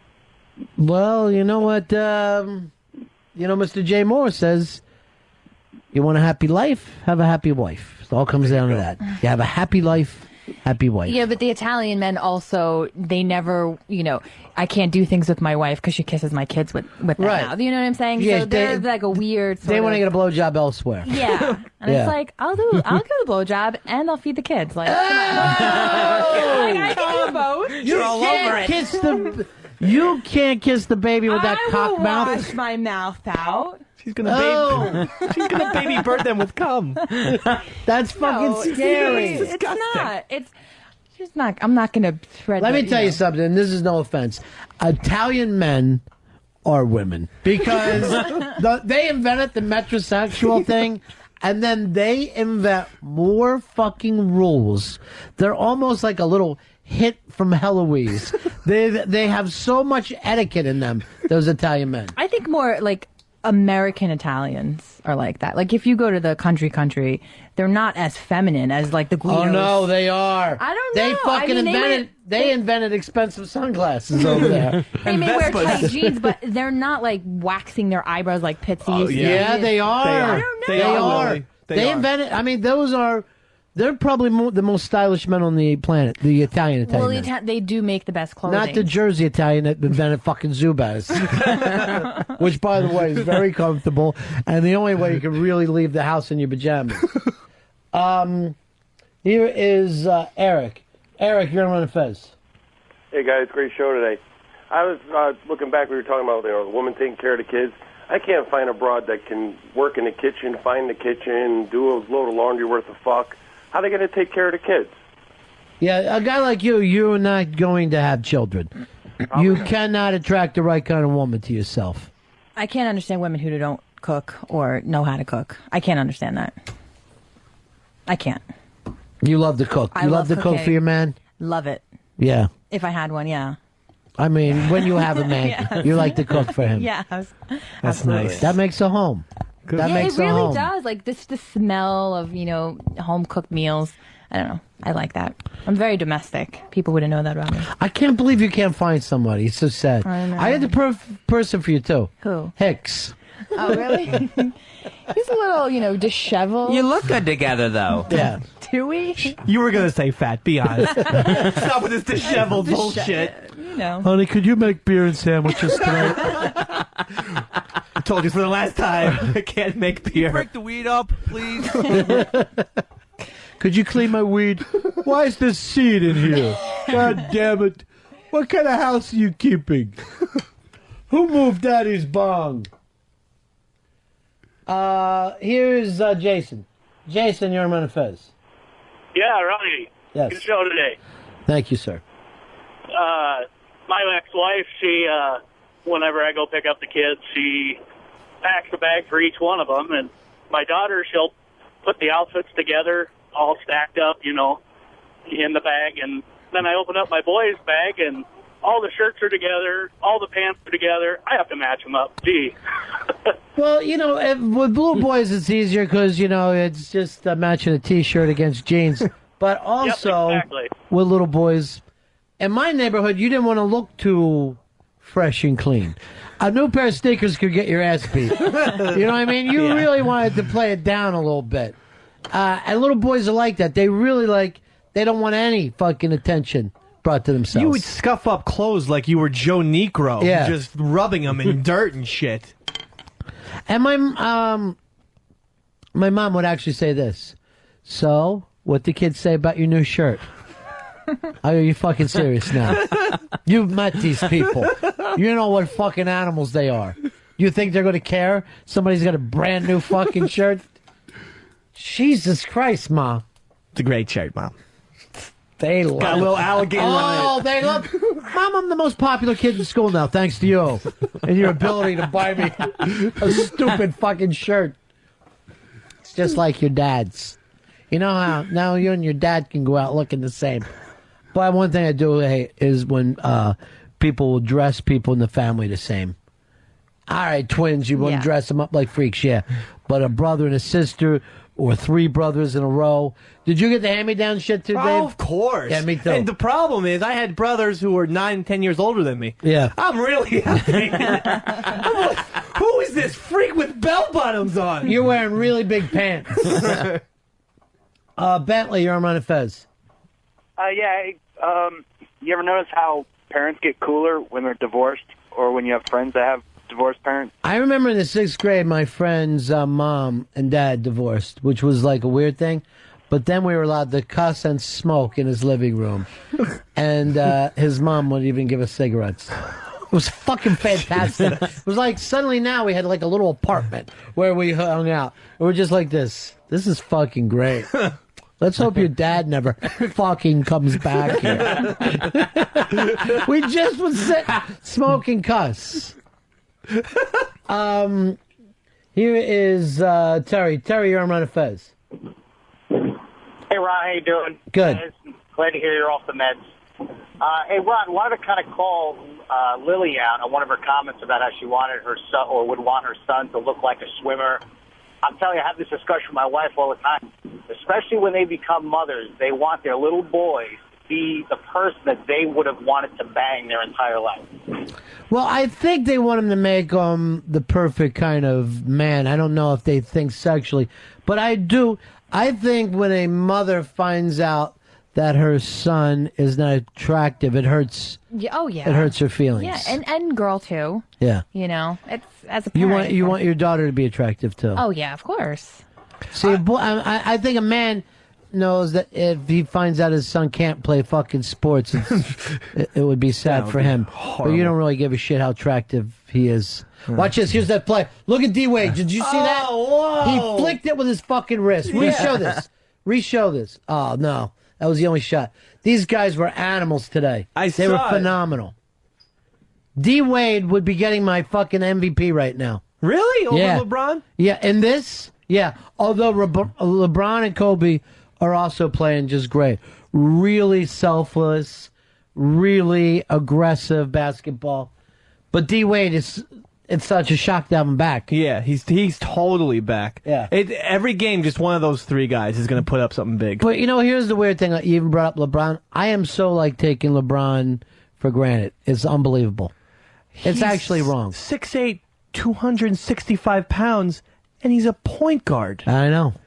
That's ridiculous. That used to be the center. Well, there was the center from Greece is 6'9". Well, Bill Russell was 6'9", I think. Yeah. 6'10". No, because we ran into Bill Russell. He's pretty goddamn tall. On the stat sheet. But he's not 7 foot. No. What is he? He's like 6'11". He's right under 7 I don't know about that. Earl and I ran into him at the burger joint, and he was fucking big. I was there with Drexler. Yeah. That was weird. Yeah, and then you were looking at your feet then. You didn't fucking yell out. You're a lot shorter. Wilt used to own you no matter what the finals were. What about when you manned up? I would have never said that. Russell has the rigs. Chamberlain doesn't. Russell is 6'10".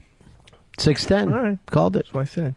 But let's not act like 6'10" is short. No, but for a center these days. Yeah, for a center these days. That would be short. This is the other fucking funny thing. In the tennis matches Federer's playing today, nobody shows up. One of the fucking biggest of all time. Yeah. And people over there in China, there was more people at the table tennis. Yeah. He lost to the American Blake. He ain't gonna fucking... Federer's done. Yeah, he's over. He might You think some people would show up for that? Yeah. There's Bill Gates going like this. I'm trying to help everyone in Africa I can. Trying to give everybody in Africa fucking some kind of a donut. I don't know what to do anymore. We're going to run the Randy Newman special when Sunday night, Earl? Sunday night at 9 p.m. Why Sunday at 9? It's nice. This is a nice, quiet time. You can sit back, listen to the great Randy Newman. It's a perfect time. What's on the Olympics that night? I believe I think there's some more basketball schedule. All right. Matt, you're Ron and Fez. Hey, guys. Miss Southern Rock Fez. Listen, Dave coaching his own daughter definitely reminds me of the Dennis Hopper character from Hoosiers. Don't let the paint dry out there, fellas. Shooter. Good coach. Very good coach. Well, yeah, when he wasn't showing up drunk. Right. But Dave reminds me more of... Because I do think you're going to be okay if the kids lose, but you will be riding the fucking blue. You'll be riding the fucking umps every time out. And I'll probably get way too exuberant if there is a win, especially if there's a championship. You'll face the children. The kids will basically be able to do whatever the fuck they want. Just like Eli can fucking rape my mom if he wants, the kids will be able to, they can blow off school. So if the kids can play sports, they own you. If they win a championship, they can do what they want. Even if it's just a championship against other 8-year-olds. I don't care. Now, Lily, do you even want your kids to play sports? Yeah, I would like them. I think it's good. It teaches them, how to be a team player and stuff like that. Yeah. But I played soccer. My parents very rarely came to the games. Did that hurt your feelings? No, not at all, actually. I liked when my parents didn't show up. My dad didn't even come to my high school graduation. I didn't even care. I was just like, who cares? He's working. You know what I mean? I'm not one of these kids who's like, oh my God, my parents don't love me. I knew they loved me, but... He was putting his sauce recipe together. You are really... There's a part of you that wants to share this story. No, that's it. The biological didn't bother. No. It's just, I don't care.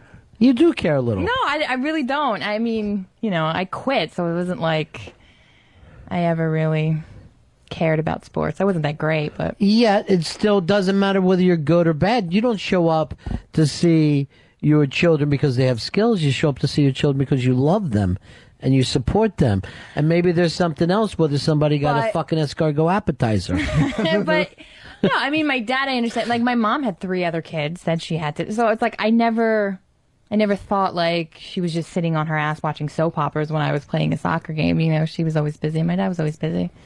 I understand, but you could spend at least a little time. It means a lot to look up there and see your parents. Yeah, I guess. I mean, it was so long ago that I don't even really remember it too much.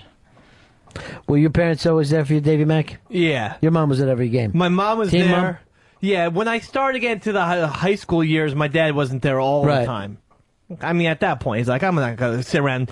I know he ain't going to make the pros. He blows. But also chant for like a 16-year-old son. Like, I can do the Little League thing. But I quite frankly, I didn't mind if he wasn't there. You actually, at a certain point, you don't want your parents to show up anymore. I think my average probably went up 80 points when my dad was not at games. But I think I was trying too hard when he was there. So when my dad wasn't there, I was like, cool. Now fucking unleash the beast. But if he's there, he's like, why are you going for home runs all the time? Well, when you're here, I strike out. When you're not, I'm fucking mantle. Maybe I would like to impress you, Dad. Maybe that's why. Ordinary people. Son of a bitch. Here's Big Al. Big Al, you're on Ron and Fez. Hey, guys, great. Yeah, it is a great show today. Hey, my daughter's 7, and she's in her 2nd year of competitive soccer. And I scream like a fool. I honestly think Dave is going to do the same thing. Yeah, but it's okay to be positive, and it's fucked up to be negative. Oh, yeah. And I did coach. I coached basketball and I coached baseball, and I fucking I had the kids go around the field, and I went over and talked to the parents first fucking practice. I said, guess what? Your kids are on the cool team. We're going to act fucking cool. I said, I see anybody riding these fucking kids, I'm coming in the stands after you. Yeah, You're going to be dealing with fucking RB, my friends, and you don't want any part of it. And my parents ended up having a ball all the time. I coached, because they'd come later and go, thanks for that thing when you scared us the first day. It was really nice. Now we know how to act. Because I hate to see somebody fucking trying to coach the kid during a game. They're supposed to be playing. Yeah, and then that kid's always looking over his father. Yeah, and the father's like, don't forget fast bat. Of course fast bat, motherfucker. Yeah. Of course we're going to fast bat this year. Don't worry about it. Back shoulder up. Yeah. Really, Dad? Because I was going to put my back shoulder on the dirt and fucking pop up behind the catcher. Well, there is a time to coach, but during the game, that's when the subconscious has to take over. Yeah. Not when it's 2-0. I don't need to be thinking about my fucking elbow. All right, I'm trying to fucking drive. I'm going yard on this motherfucker. My dad actually umped a game that I was in and called me fucking out. And I took a bat and I fucking knocked all the other bats down, right? I knocked every fucking bat down. So then he comes running over and he's pulling the fucking mask off and starts giving me shit. I'll fucking throw you out of here. And then on the ride home, my mother's like, you have time for every other kid but your own. She started giving him shit like, don't ever go after my son like that again in pub. And I was the one being a dick. I knocked every fucking bat over. I fucking showed him up. But then I sat in the back and I never felt more loved. I'm like, yeah, that's right, Mom. You made your choice. You picked me. My dad pulled me from an all-star tournament because the kid hit me in the head, and I pointed at him and went like, if you do that again, I'm like, kick your ass. And I was only 9 years old. He took me out of the game and then benched me the next game. And we lost both games in a double elimination tournament. And we had a shot to win it all. That's why, you know what? Here's the thing that gets to you. You wouldn't do that to anybody else's kid. You do it to your own kid. Yeah. Stop fucking showboating. If you can't take the dad out of it, then you shouldn't be coaching. I was hitting the head, Dad.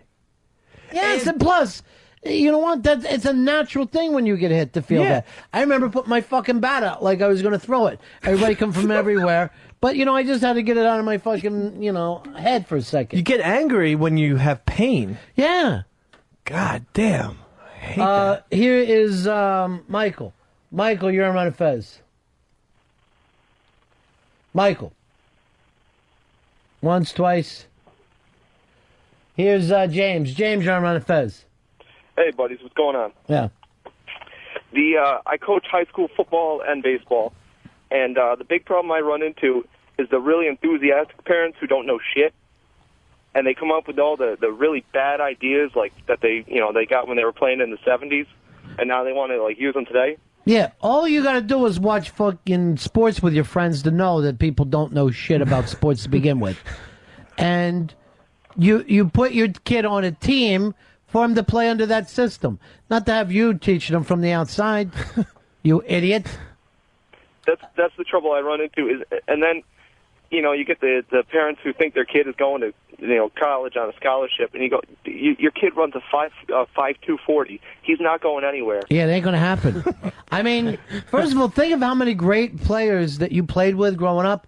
How many are in the pros? It's just amazing the long shot you got before you make it to the pros. Yeah. And Earl still thinks he's going to somehow make the Yankees. First baseman, New York Yankees. Absolutely. Ain't going to happen, Earl. I see you. I saw the video of you talking to yourself during the softball game. Too much of an uppercut there. Something else with Earl, too. He's not a team player. Not there for the team. Barking orders. I was trying to motivate my guys. And you know your other problem, Earl? You can't field when you always got one finger in your ass. I don't have a finger up my ass. Do I? Why did they call you Brown Figure Douglas? I thought it was because I was brown. Unmasked is going to be with Richard Lewis. That's going to be this coming Monday at Comics Comedy Club, 4 p.m.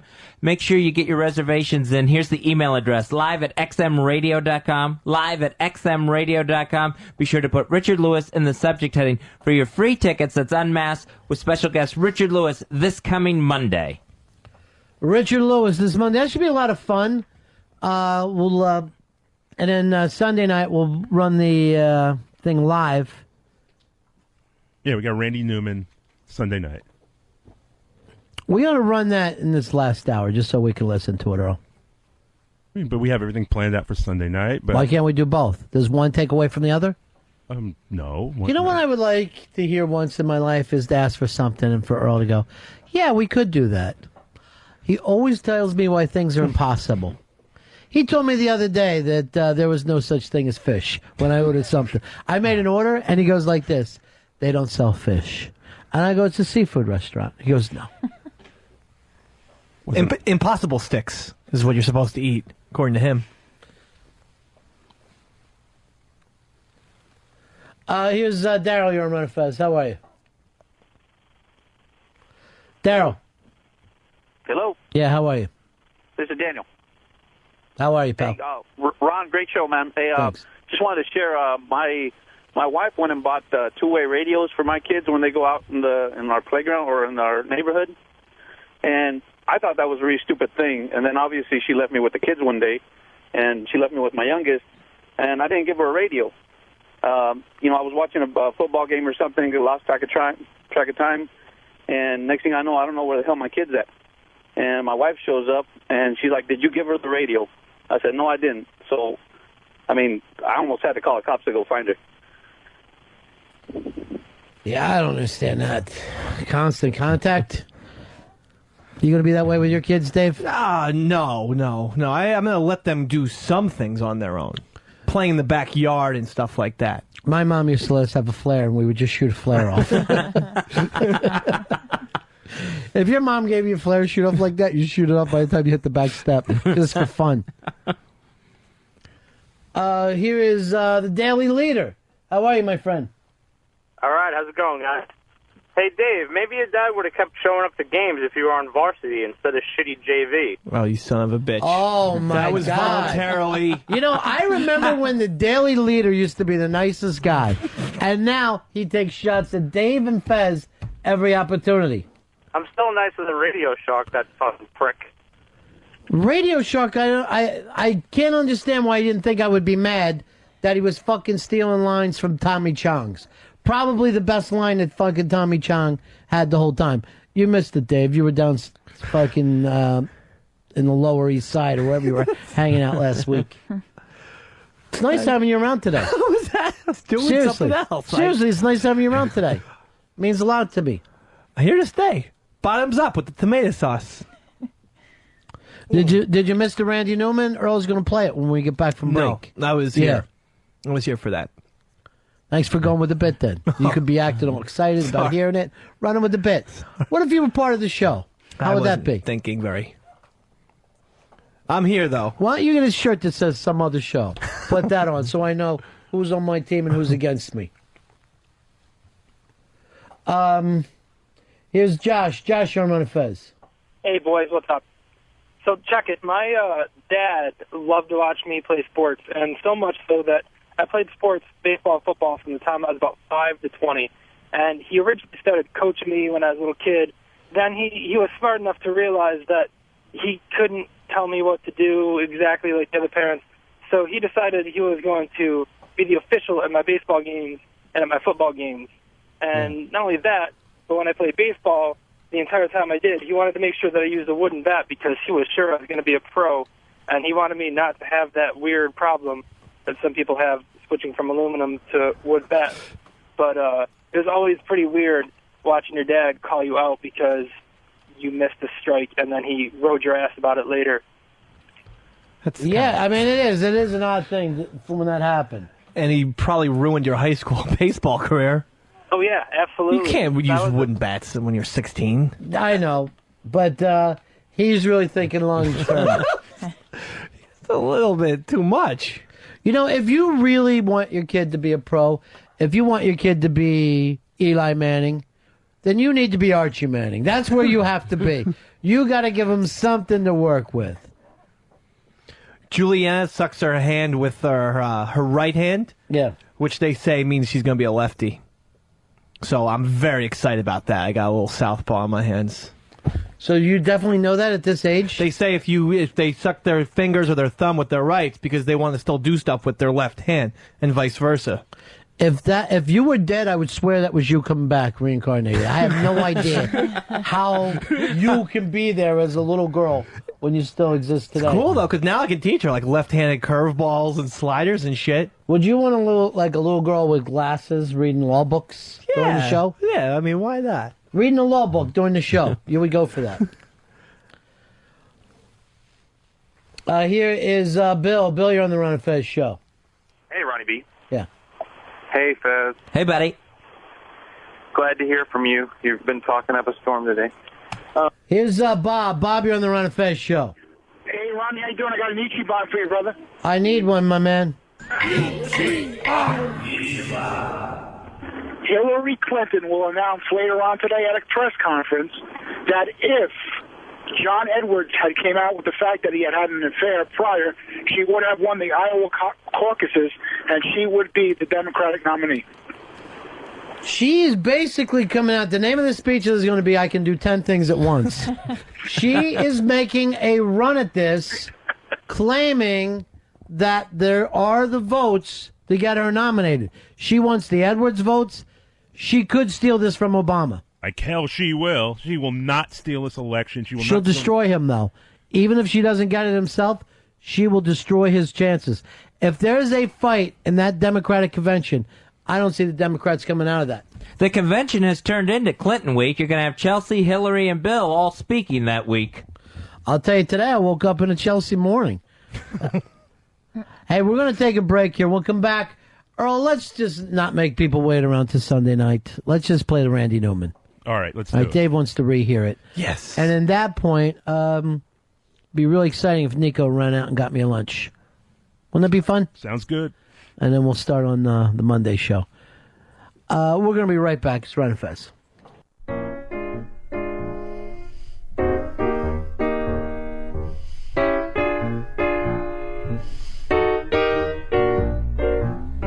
Has anybody seen me lately? I tell you why.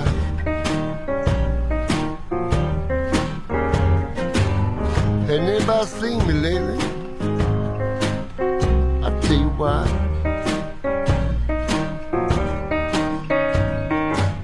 I caught something made me so sick that I thought that I would die. And almost did too. First my knees begin to tremble, my heart began to pound.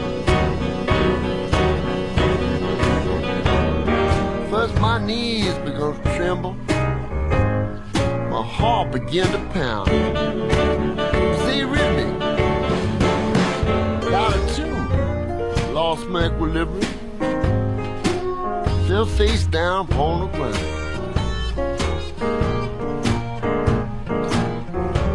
I lay down on a cold pavement, tear ran down my face, so I thought I was dying. You boys know I'm not a religious man, but I sent a prayer out just in case. You never know. Lo and behold, almost immediately I had reason to believe my prayer had been heard in a very special place. But this is what happened. I heard the sound. Yes.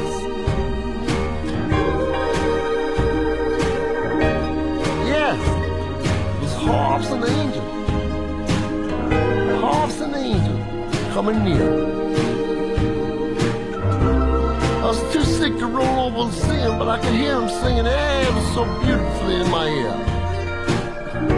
Then the sound began to subside, and it sounded like background singers.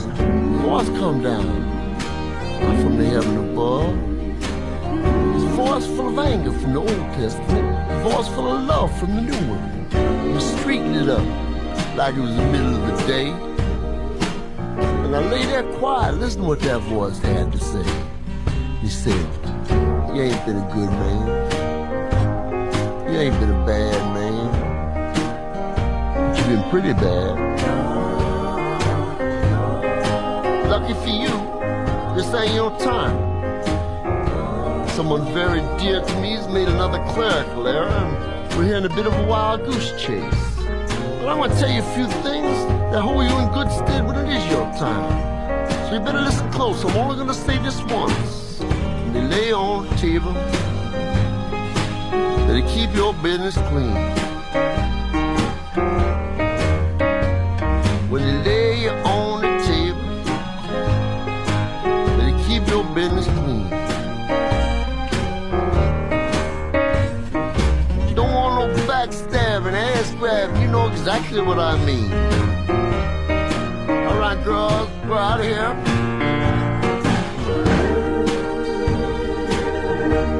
Encore. You spoke French. Très bien. Encore.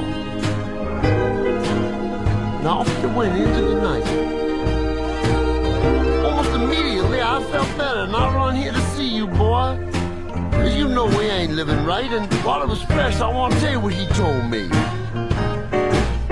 He said, lay you on the table, better keep your business clean. Lay you on the table, better keep your business clean. Yes, there won't be no harps and angels coming for you. Be trombones, kettle drums, pitchforks, and tambourines. Sing it like they did for me. Yes. Beautiful. Wish I spoke French. So actually, the main thing about this story is, for me, there really is an afterlife, and I hope to see all of you there. Let's go get a drink.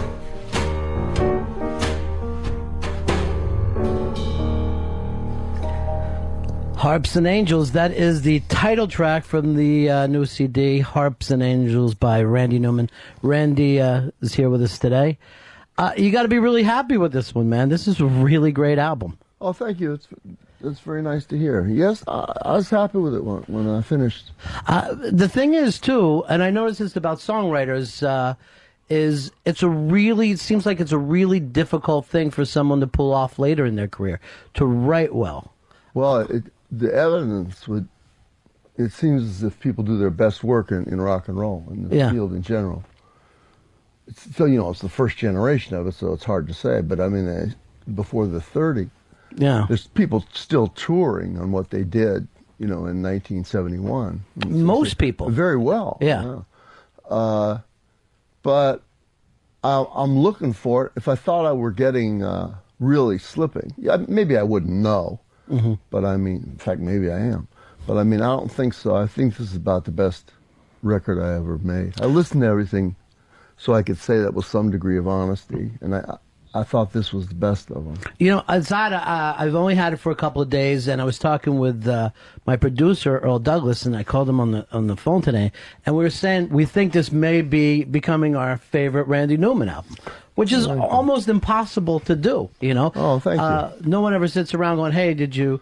I think the Bob Dylan is the best Bob Dylan of all time. That would be a hell of a record. Yeah, right? Yeah. It's a really tough thing to pull off. Yeah. And why do you think that is, that so many songwriters, their first 3-4 albums are fantastic and then it just slowly starts to go down? Well, there's the obvious ones where their first album they'll write, have a hit album and the interesting stuff, and then the second one's about being on the road. Right. And the next one, there isn't the next one. I don't know. I mean, I think sometimes it's a competitive thing. I think, Carole King, when she and Barry Mann were in cubicles next to each other. Yeah. I can understand the competitive aspect of it then, and the Beach Boys and the Beatles, though far apart, I mean, there was that. It's a strange thing because, Irving Berlin wrote the same quality stuff for 50 years. Right. I mean, he wrote hits for 50 years. I don't know what it is. I think maybe if I'd had big success or something, it would have, slowed me down, or I wouldn't have been hungry. Yeah. Although God knows what I'm hungry for, I'm fine. I'm not hungry for food or fame but I am. Really, it's very important to me, life and death, that I'm writing well. Yeah, I guess, with you bringing up Irving Berlin, he saw himself as a songwriter, but we tend now to turn our songwriters into, celebrities, and it's not an easy job for a celebrity to get out and, try to pull this stuff out of their soul. That may be it. Yeah. It may be that where, it's like the montage in Singing in the Rain, where when they start out, they're playing the violin and they're in vaudeville and burlesque and they're really working hard. By the time they get to the Follies, they're barely moving, and maybe something of that. But, Neil Young, Paul Simon, James Taylor, is still writing well. Stevie Wonder, when he wants to rock, can do it. Yeah. But you get in, Ray Charles slipped into country, and it's easy, and he loves it. Whereas to me, his best work was other than that.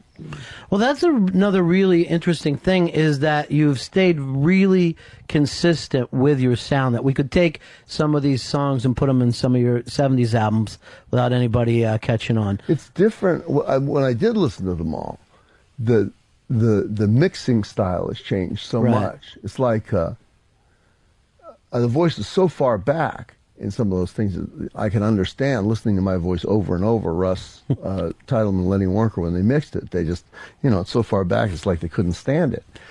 But now the voice is like, it's in your face lately, and it's a matter of style.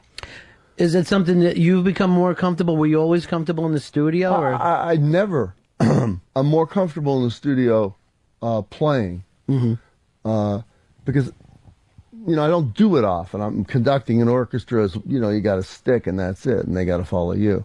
And but playing with the band is not something I'm used to. I'm writing by myself, but Mitchell Froom, who produced the last couple of studio records I made it more comfortable for me. So he didn't tell me if I had slipped out or into a massive groove. He didn't indicate it. So it was easier. So when you're doing the movie scores, you feel like you yourself are pulled back a little bit. You don't feel so much like Randy Newman, the songwriter. It's more, you're paying attention more to being a conductor or arranger? No, I'm just as serious about the writing part of it. That's what I enjoy performing, and I enjoy conducting. But it's not there's no blood. You know, Right. it's not like writing where I don't like doing it, but it's the most significant thing I do. And the movies are just as significant to me as the songs are.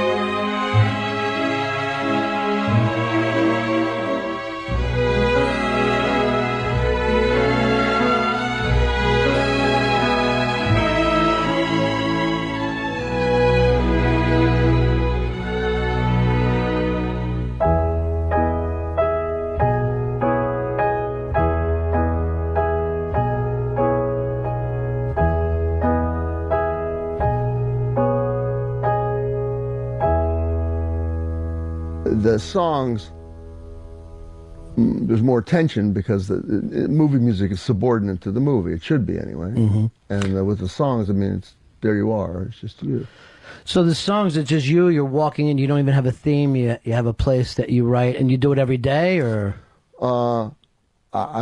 when I finally realize, my God, you know, I haven't done this in so long. I have to make a record, whether people want it or not.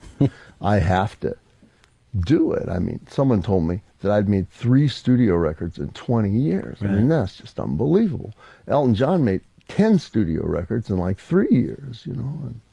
And Prince, if they'd let him at Warner Brothers, he could have put out 20 in 4 years. And pretty good, you know. Elton John, you know, that was really good. And I wish I'd done more work, but wherever self-discipline was required, there wasn't anybody to apply it. I don't have any. you don't have any. And so the stuff that you write, does it comes to you when it comes to you? You're not going to be in there fight for it every day. Well, when I decide to sit down and write, I show up every day. I try to. When you do a movie, you have to show up every day or you don't finish. Yeah, with a movie, I guess it almost feels like you got a gun to your head, right? Yeah. Oh, yeah. I hate when people use the word literally, because what they mean is exactly. But I mean, you know, you do have a gun to your head. Now, when you're scoring a film, how much time do they give you from beginning to end? As little as possible. It's less and less. It used to be 10 weeks. And I try and get 10 weeks now. And in general, with the Pixar pictures, since they're the animated, you know, Toy Story 1, 2, Bugs Life, and Monsters and Cars, I'll get that much or more because they're so complicated that people running around, you know, cars racing around, bugs flying around, man, that was murder. Because there's just tons of notes. It's 16th notes, you know. They go, the first one I didn't do was Nemo, which my cousin Tom did, and it's not his style to write music that races around. You know, he'll set up an ambient kind of music, and and do atmospheric kind of stuff. And I thought, boy, he's in for it now. Why do you take that? And the goddamn thing's under the ocean, where you can go boom, you can do half notes, and they'll work for you. If it isn't like a mosquito chasing an ant, where they're going along at 144 beats a minute. So when you're writing for that, it's up on a screen. You're in a screening room somewhere, and you're just trying to find it at home, and I'll look at it, and then piano and synthesizer. Now that you got the technology, I mean, I don't have it use it well. James Newton Howard, who is tremendously good with synth, and also is a tremendous keyboard player. He calls occasionally just to hear my trumpet sample when he's feeling low. It sounds like, he said, let me hear your trumpet. So I'll go, boom, and I go, like that, stuff like it's coming out my nose. And he says, thanks. Just thanks. Just for fun, he needs that. Because I don't use it. But you cheat with it. You play a solo to see whether it's, whether an oboe sounds good doing it or a clarinet. It makes it less scary.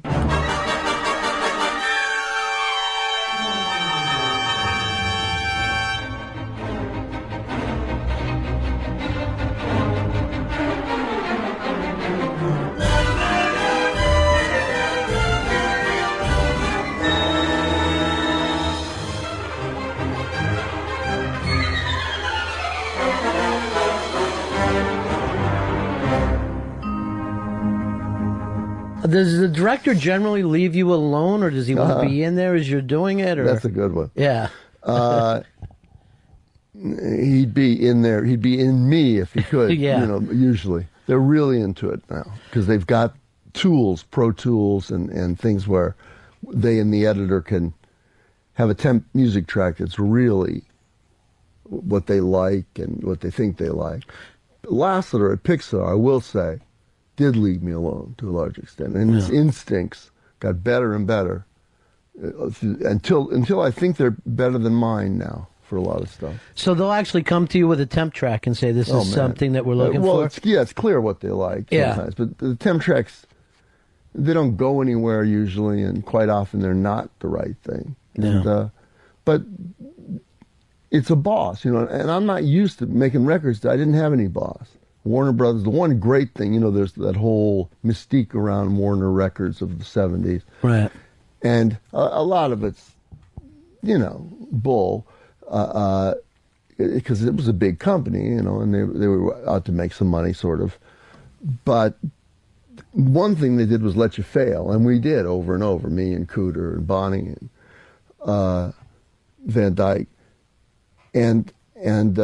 And they left you alone as an artist. They let you do what you're going to do. So I'm not used to having a boss at all in anything. So a director is definitely the boss of a picture. And he feels like every part of it he needs to be involved in. Yes, they do. Yeah. There's very few guys who will say, like they used to say, my Uncle Al, I mean, the guys didn't even come in their 40s, 50s. They don't trust you. They're there, and they'll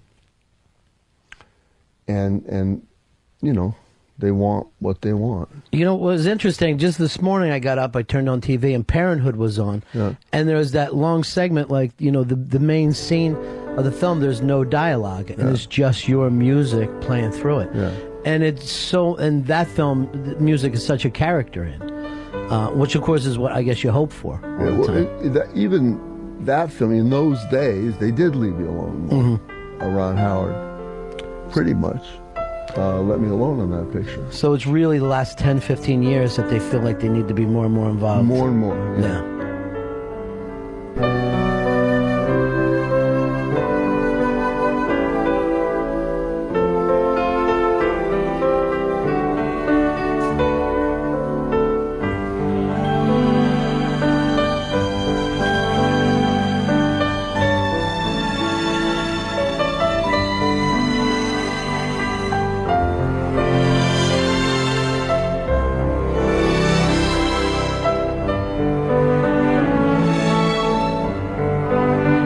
So many of your film work, The Natural never goes away. It's played on half the baseball games, and of course Ragtime and stuff.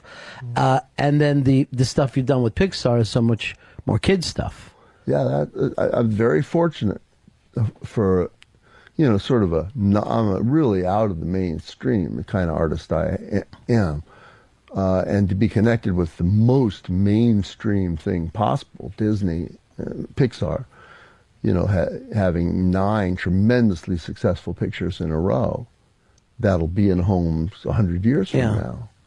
And luckily, I guess they've never said, hey, wait a minute, this is the same guy who wrote Rednecks and Short People. But they don't even know. Pissed us all off, Short People, and Family Guy. Yeah, Family Guy. That's, if you ask most people, say Randy Newman, I would say they would say, oh yeah, the guy on Family Guy, or the guy who wrote Short People. Yeah, my children couldn't wait to bring me in this. You got to say this. Yeah. Like, I don't know. I don't find it all that funny.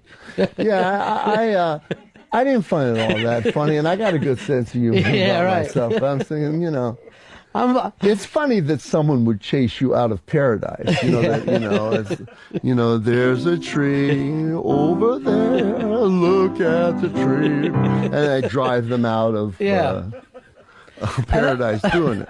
But that's a funny concept, But to be, I don't write like that. No, not at all. That's the greatest thing. Not at all. Your lyrics couldn't be more complex. Yeah, and yet they act like whatever you see is in the song. Yeah, but. They picked me. Yeah, right. And it probably didn't do me any harm. It'll be in the obituary, too. Right. The Academy Award in Short People. Short People you just can't escape after all these years? No, I mean, it's the only really big hit I had, and it was a splashy kind of novelty hit, almost a faddish kind of thing. You couldn't have a worse hit for a career. Unless you wanted to be Sheb Woolley, Ben Colder, and do Ray Stevens used to have those novelty hits, but I only had one. It's the kind of thing that doesn't sell records, and it doesn't. It was like the tour I had during Short People was January. It was like the retreat from Moscow. It was like Napoleon's retreat from Moscow. It was like. Pickets around the thing, more pickets around theaters like in Memphis than there were in the theater. Right. It wasn't like, Newman's got a hit, there's going to be this place will be packed. Yeah. Promoters just took a terrible beating.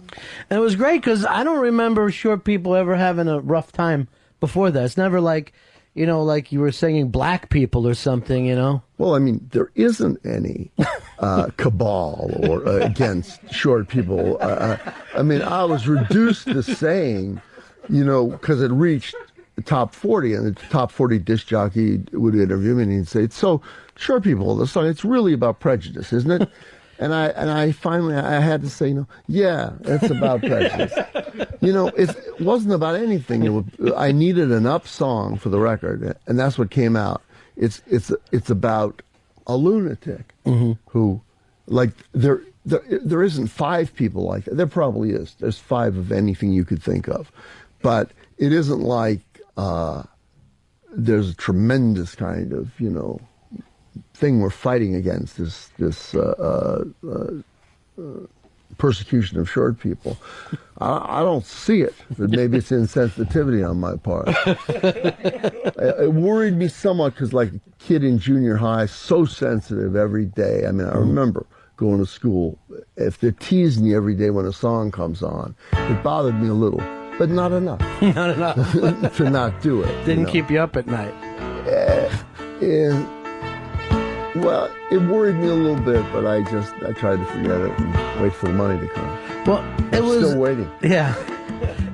Short people got no reason. Short people got no reason. Short people got no reason to live. They got little hands, little eyes.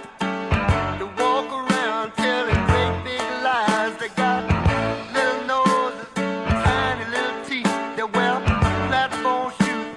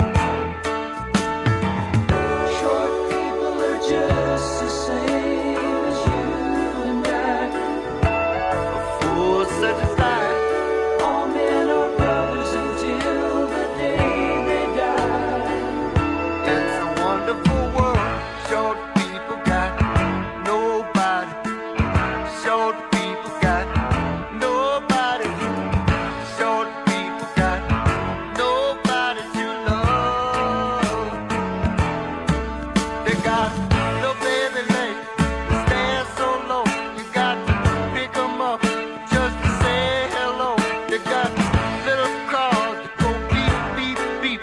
They got little voices going beep, beep, beep. They got grubby little fingers, dirty little minds. They're gonna get you every time. Well, I don't want no short people. Don't want no short people. Don't want no short people around here.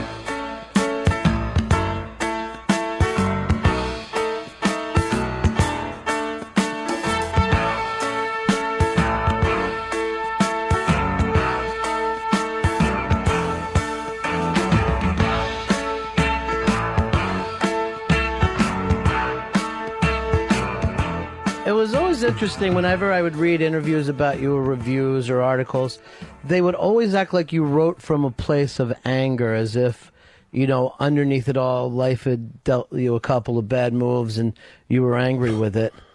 No, I think sometimes it is stuff that I'm angry about, but life didn't deal me any bad cards particularly. I mean, Yeah. I've been very lucky.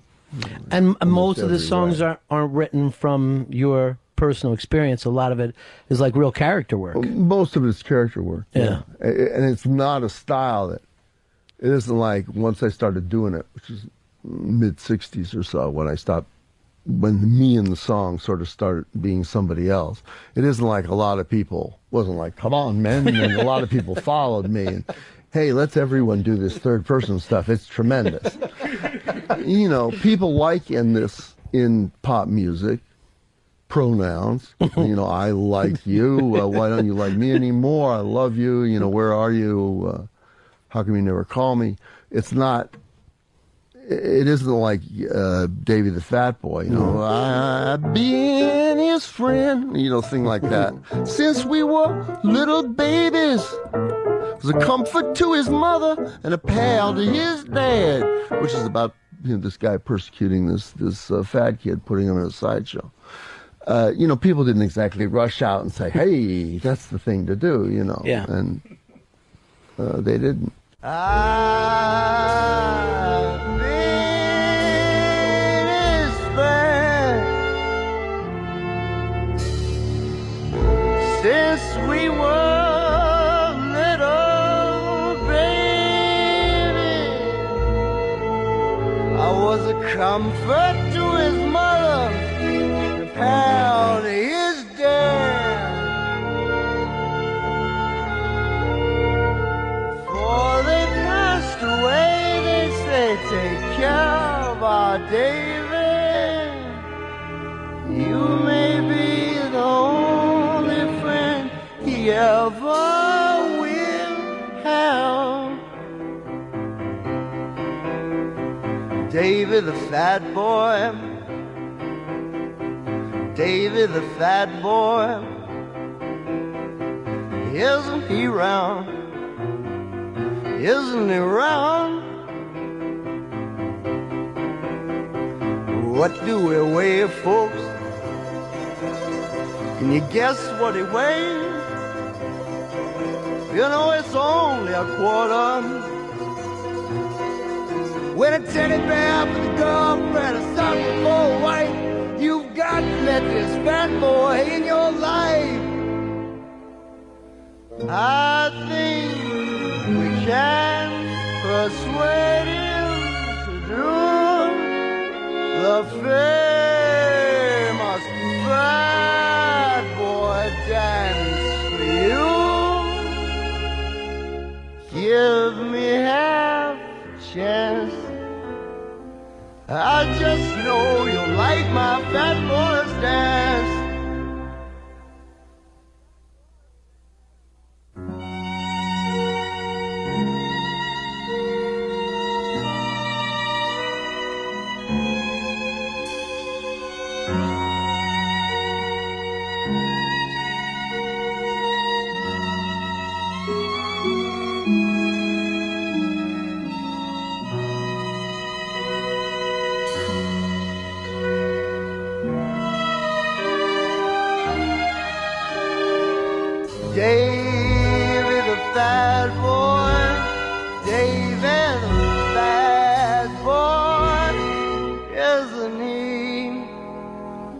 wasn't he round?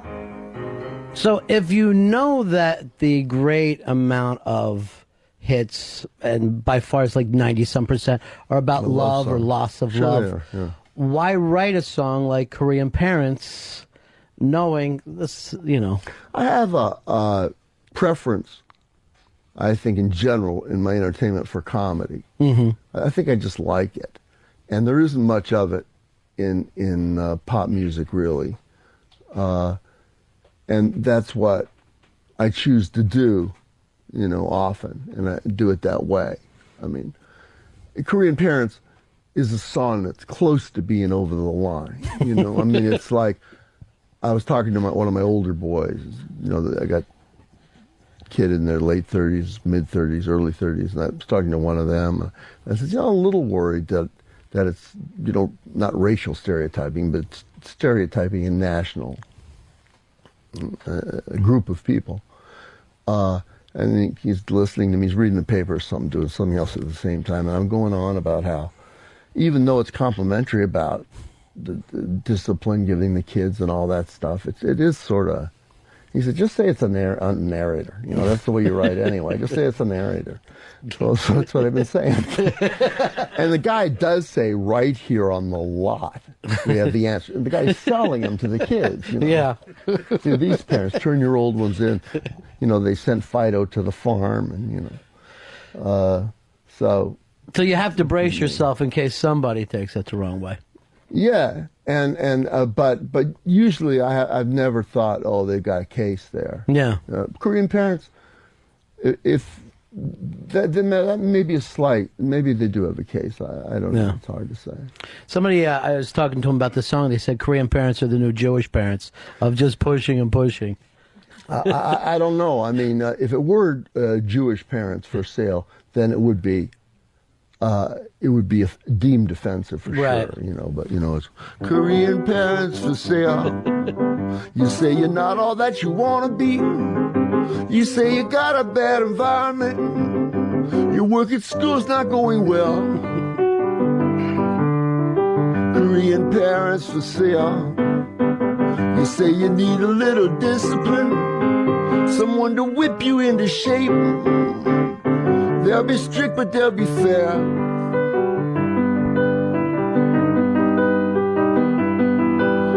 Look at the numbers, that's all I ask. Who's at the head of every class? Do you really think they're smarter than you are? They just work their asses off, their parents make them do it. Oh, learn to play the violin. Oh, learn to turn your homework in right on time. What a load off your back that will be. And so on, you know. Beautiful, man. I love the new album. Thank you. And so much of it is, a few Offensive. words.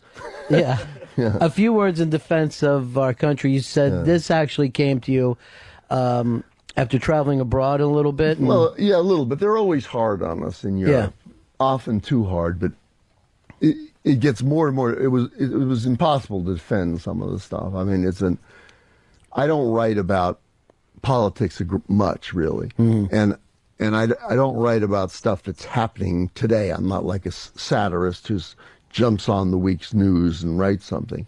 But it's so noisy, and they've been so unlucky, and they've gotten caught with everything. You know, we know everything almost, and things we don't know are just going to be so unspeakably bad. It just, look, I mean, I put an advisor on, I should put a stamp on it. When people from show business start talking about politics, beware.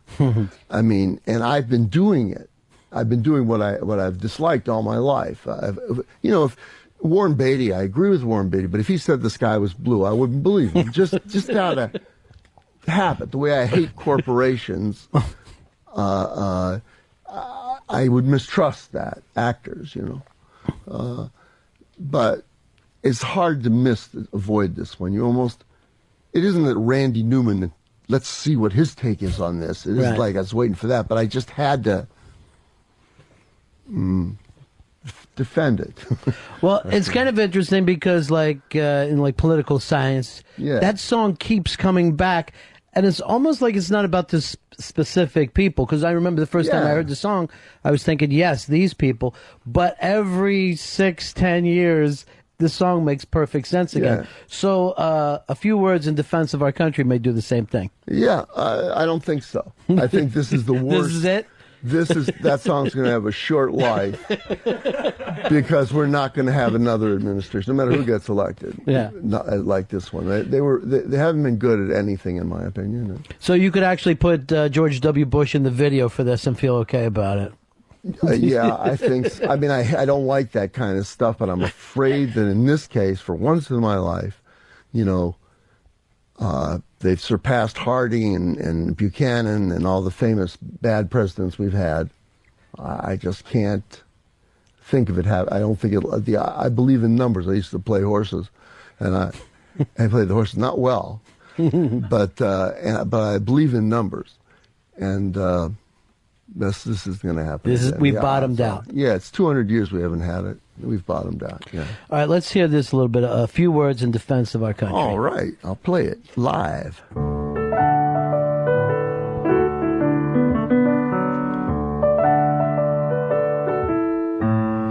I'd like to say a few words in defense of our country. These people aren't bad, nor they're mean. Now, the leaders we have, while they're the worst that we've had,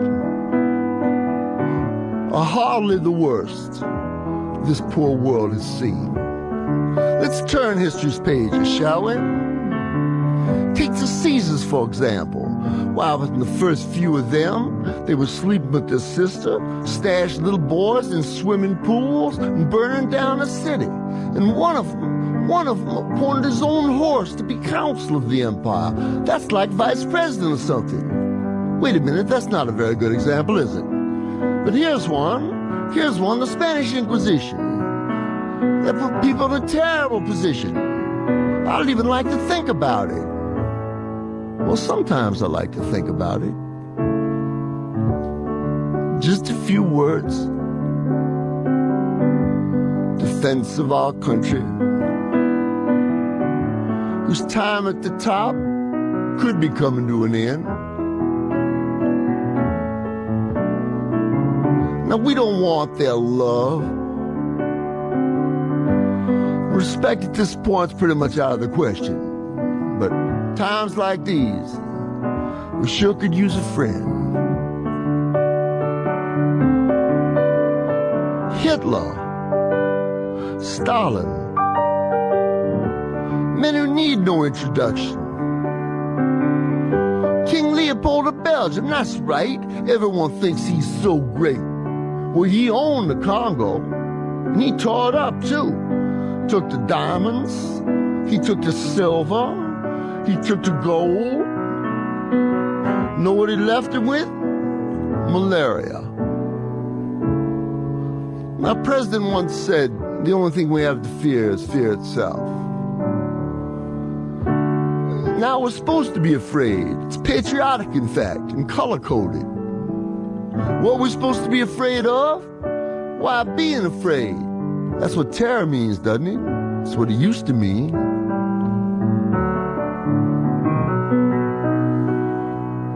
You know, it pisses me off a little that this Supreme Court's going to outlive me. A couple young Italian fellas and a brother on the court now, too. But I defy you to find me anywhere in the world 2 Italians as tight asses as the 2 Italians we got. And as for the brother, well, Pluto's not a planet anymore either. The end of an empire is messy at best. And this empire's ended. Like all the rest. Like the Spanish Armada. Drift on the sea. We drift in the lane of the brave, in the home of the free. Goodbye. Goodbye. Goodbye.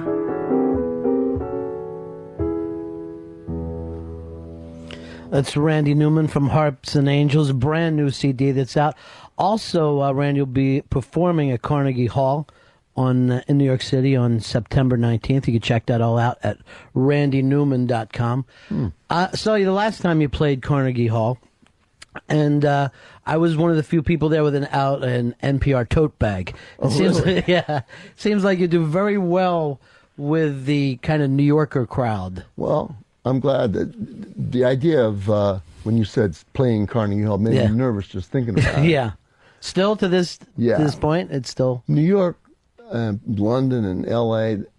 I get a little nervous everywhere, but in New York and those two other towns, I get a little nervous. Playing at home in L.A. is a drag. Because friends and neighbors are showing not up. Not only friends and neighbors, but people that you went to high school with. And, you know, the thing is, people wish you well if you try and remember that they want to like you. Unlike movie directors who are looking for loopholes, mistakes, it makes you less nervous. So, but you've never really had that show-off things like I want to be the big performer and, play all these places. I mean, you've never been in a band, have you? You've never been in a rock band? I've played with a band a few times. Yeah. Fun. I didn't like it as well because I couldn't hear the audience, be sensitive as to it, and you lose laughs. Even if I do political science with a band, people are nodding. The beat is so powerful, such a powerful thing in 20th century music, that it's people nodding their heads and smiling, but I can't hear them smiling. And I just like to hear them laugh at certain times. And, it's such a different place to come from, because I'm sure Keith Richards has never said we didn't get a single laugh all night. Something's wrong with the band. It's not there for us. If they write a song, they deserve some laughs, like in Mother's Little Helper and stuff they've done. But, I mean, that isn't the main thing with them. Yeah. So you need to get out there with the audience occasionally. Well, I do. I mean, I like performing. It's of the things I do that I really enjoy. It's not the most important thing to me that I do, but it's performing and conducting. Once I finish the score, the things I enjoy the most. When you're writing a song, Randy, do you know right away if this is a keeper, or do you have people that you take it to and say, "What do you think?" There's always been people that I've played it for. I used to play for years. I played the thing first for Lenny Waronker, whom I grew up with. And really, when I started, I was so shy and backward that had he not, I think, this is great that it's something I wrote. It happens to everybody. Like, you'll write an essay for school, and you'll think, well, this is great, and you look at it the next day, and it doesn't look so great. Yeah. But, I mean, he'd be there the next day. He was like my backbone. I mean, I don't know what I'd have done, I think, without him. I wasn't like Carole King or Mann or Goffin and those guys who were really confident. I didn't have any. So, and that's how you and Lenny... And you got to be careful, like, who you play your stuff for when it's just forming. I can't play stuff for my wife, for instance. So every once in a while I'll forget. I'll get so excited about something, I'll play something for it. It happened a couple of months ago, and I was playing something. And she comes in, I say, hey, here, listen to this. And so I started to play. She's moving around. I said, what's the matter? I stopped. I said, what's the matter? I can't get comfortable in the chair. I said, you can't get comfortable in the chair, Look at, this is it. This is where I live, What the hell do I care about the goddamn chair? So it ends up in a big fight, And you don't want to play it for people that'll crush it real early. You'll think, Jesus Christ, it doesn't keep her mind off her butt. I mean, maybe there's nothing there, But pick them careful, kids, because they can kill you. Yeah, right. Yeah. And your personality is when you just throw it out, you'll just give up on it early. Well, not anymore. Yeah. But I mean, I was where, there's a story about Irving Berlin where he calls the show and he says, is George Abbott there? He's excited, Berlin is. And he said, no. Is Boss Hart there, or director? And he says, no. Is the choreographer there? He says, no. And he says, is the orchestra leader there? He says, no. He says, who are you? He says, I'm the doorman. He says, listen to this. Boom. And he plays the tune. And that's the way it is, you know. But I played things for a housekeeper and things like that. Now listen to this. But you do have to be careful. But the film stuff, you are just totally working so fast that it's almost being written in public, I guess, most of the time, right? I mean, it's got to get from you to the orchestra pretty quick. It does, but some guys write faster than I do. Mm-hmm. You know, they can do, 3 minutes a day, 5 minutes a day, but I put it all on paper so I can look at it.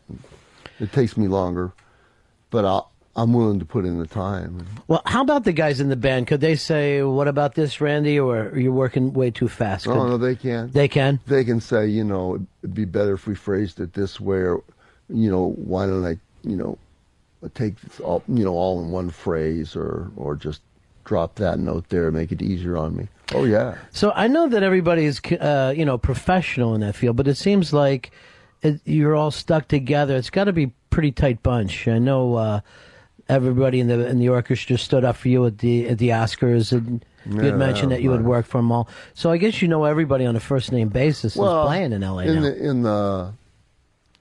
In the orchestra, I know them. I don't know every violinist, Yeah, it varies. But film composers, I don't know that they hang together. I mean, the one I'm closest to probably now is my cousins, Thomas and David, and James Newton Howard. But I don't see them often, really. If we went to a movie, would you be paying more attention to the score than everybody else in the theater? Yes, it's just than everyone else in the theater for sure, and sometimes to the point where I'm not watching the picture as much. But it's the picture that counts. You don't want to be distracted by the music.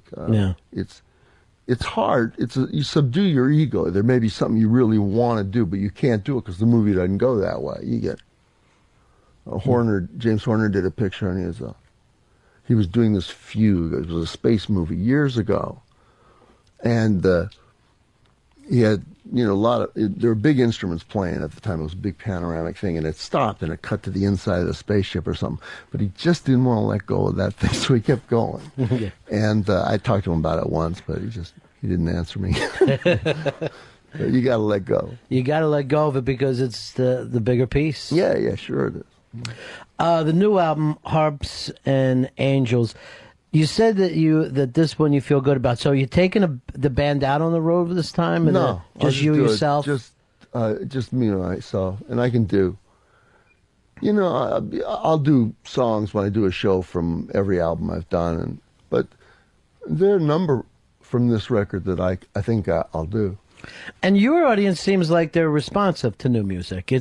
I know, like, I've been to shows, we brought up the Stones before, but people really want to hear, 67 to 73 when they go to a Stones show. That's true. But with my stuff, like I say, it didn't take that kind of hold, maybe, but they want to hear they want to hear a few words because presumably it's funny. It's like hearing a new joke. Maybe you want to hear it, or a ballad. They're receptive to it. And it always feels kind of new. I know it's almost like people don't have a nostalgic feeling about you, or like, I don't know. This is something I kissed my girl to or something. I think maybe your film work is more like that than your albums. Certainly I don't see a lot of people dressing like me and following me around, like the Moody Blues. But they got those old records. They got vinyl for stuff for me to sign and things like that. So, but I got no complaints with them. I mean, some people don't like their fans much, and some women who have fans got a case because people can get a little creepy with right. them. I'm sure. Yeah, they do. But with me, they don't get creepy. Well, most of the time, I think if you're a fan of Randy Newman, you would feel like, I could really get along with him. I felt like that for a long time, listening to your music and sitting here is as comfortable as you could be. But you do have a track on this that is pretty sentimental, and that's the song "Losing You." Yeah, and I was hoping you could do that live for us today. Absolutely, be happy to.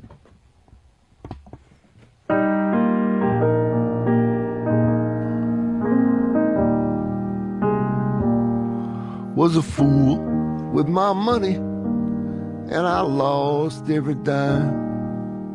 And the sun stopped shining, it rained all the time. It did set me back some, but I made it through. But I'll never get over losing you.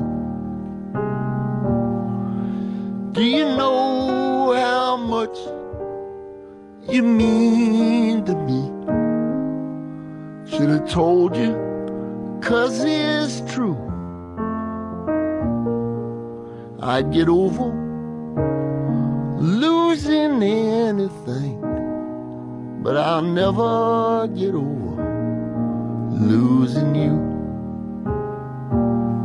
When you're young and there's time, you forget the past. You don't think that you will, but you do. But I know now I don't have time enough, and I'll never get over losing you.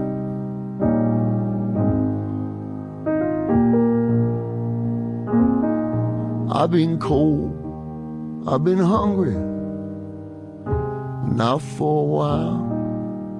I guess most of my dreams have come true. But with it all here around me, no peace do I find, 'cause I'll never get over losing you. No, I'll never get over losing you.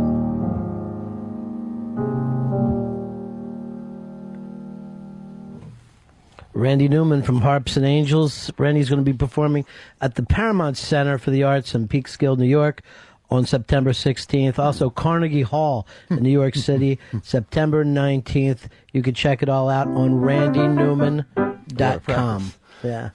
Randy, thanks so much for coming in today. It's a great pleasure talking to you. Yeah. You did a good job. Thank you very much. Yeah.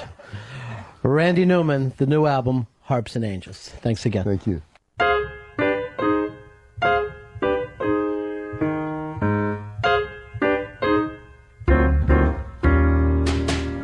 Satisfaction guaranteed. Getting everything you need and deliver. Quiet, discreet, 'cause you're on easy street.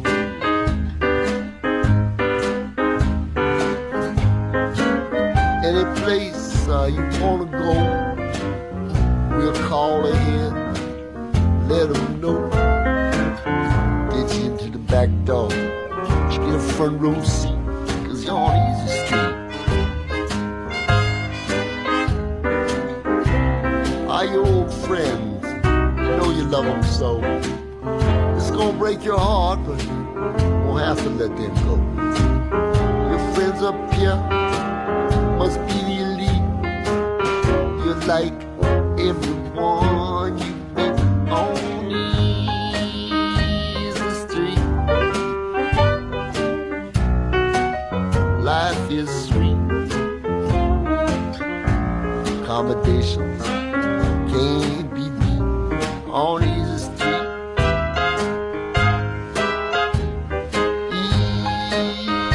Easy street. Here's your seat. Watch the world roll by your feet. Don't look down. That's it. Doesn't matter, you act a little strange. Do your worst. Don't ever change. But no matter what you do, you think anyone up here is ever gonna say no to you?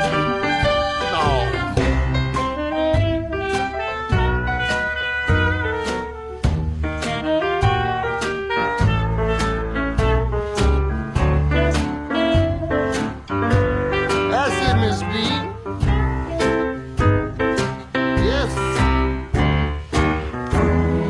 don't know how you got here. How the whole world knows your name. Forget about it, relax, enjoy yourself. Everywhere you go, they're glad you came, baby. You're on the easy street. Life is sweet. Let them worship at your feet.